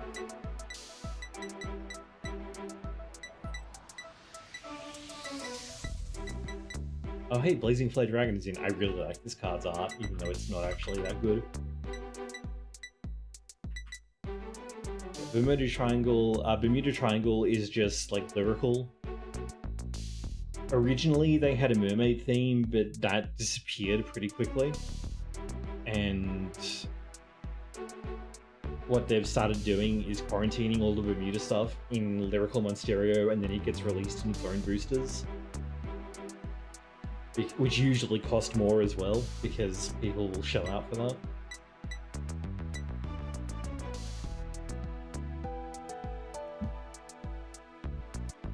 Great Nature is the green ramp deck, basically.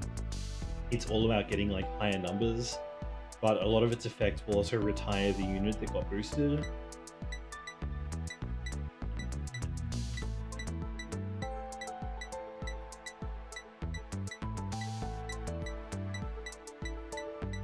I think that's everything that was available at this point.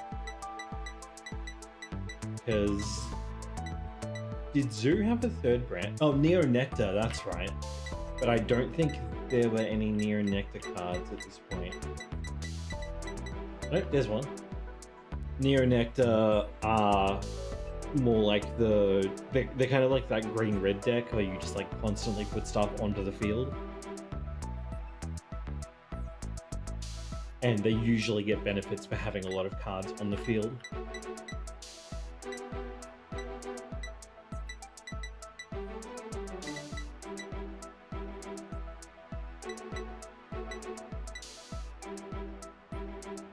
Oh, it's a skirt. Okay. I was wondering if she was actually that thick, but no, the actual hips are like back here.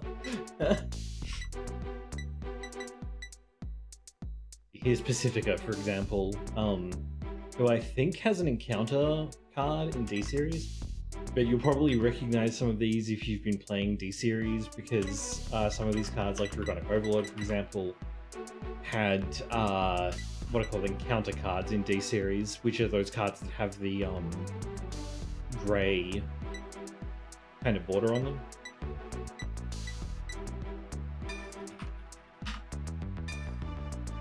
I do want to point out that Barkal is not banned, which is like ridiculous. This card is so good because mostly because of Lu. So when you hit Lu has this effect where you guarantee the Blaster Blade ride, but it also puts Lu, Flagburg, and Barkal back into Soul. So Blaster Blade now has 3 cards under it, and after you play Soul Savior, after you play Soul Saver, you're going to have 4 cards in Soul, so you only need 1 more to get its extremely good when placed effect. And it's also very easy to get an extra card into Soul because pretty much all draw triggers that people ran in this game have this effect where you play it and just put it into your Soul. So you can Soul Saver on turn 1, and Soul Saver is absolutely disgusting. Wrong.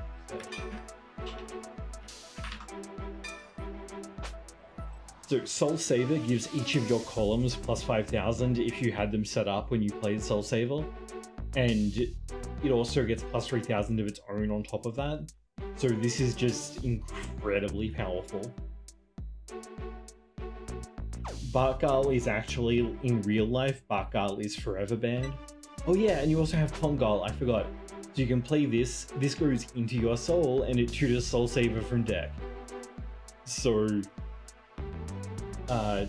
that makes 5 cards, and you like borrowed Blaster Blade from deck a turn early, and you have a Soul Saver in hand, so you don't have to worry about missing the ride. The sheer consistency and power output is so big that Barkal is like forever banned as first Vanguard.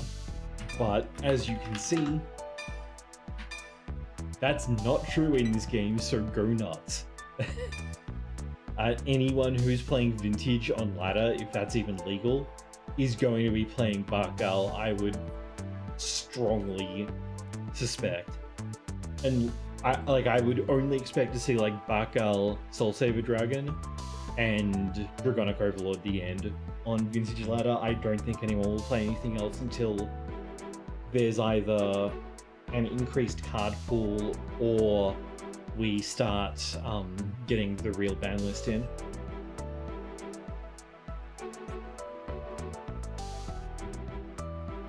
And I believe I've now covered literally everything about Vanguard. No, I haven't. I haven't talked about Divine Skills. Let me show you that. These aren't too complicated.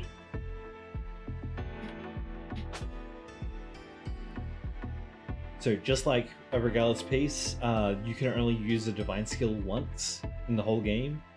You can include multiple cards with Divine Skills, but as soon as you use one Divine Skill, all of the others can't be used anymore. So these are all pretty impactful. Like this one gets to stand again, and it gets back up to 2 drives. So if you hit the Dragon Empire over trigger with this card, you can potentially attack 4 times and get 6 drive checks, which is pretty stupid. This deck is actually quite good for clearing if you are interested in that. So what I'm going to do in the future, very soon actually, I've just finished building all of the Dragon Empire decks, is I'm going to make a video where I'm going to show off a deck list for every ride line in a nation. starting with Dragon Empire. And that way, if people are like, oh, you know, I want to play for this deck, then they'll have something that they can refer to start with, and then they can tweak it on from there. And most of these are like entry level rather than being super advanced decks. So in a lot of places, they're going to be like not super optimal, but I've kind of built for ease of use more than anything else, and you can add in more complicated stuff as you get going. So I think that's going to be it for me, because I'm pretty sure by this point everyone is asleep, unless anyone has any questions while we're closing out.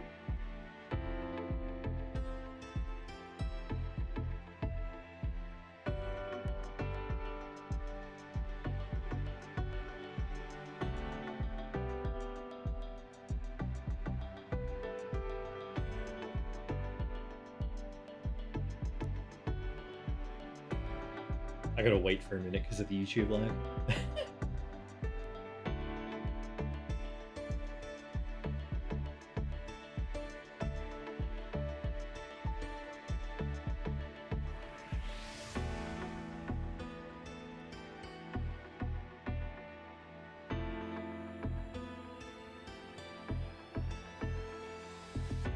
No? Alright, we'll call it quits there then. Alright, they should have covered everything that you need to know about. We went over all of the mechanics, we went over all of the icons and costs, how triggers work, how magic numbers work, ways that you can build a deck. You shouldn't have too many issues getting started now, and this game does have a tutorial.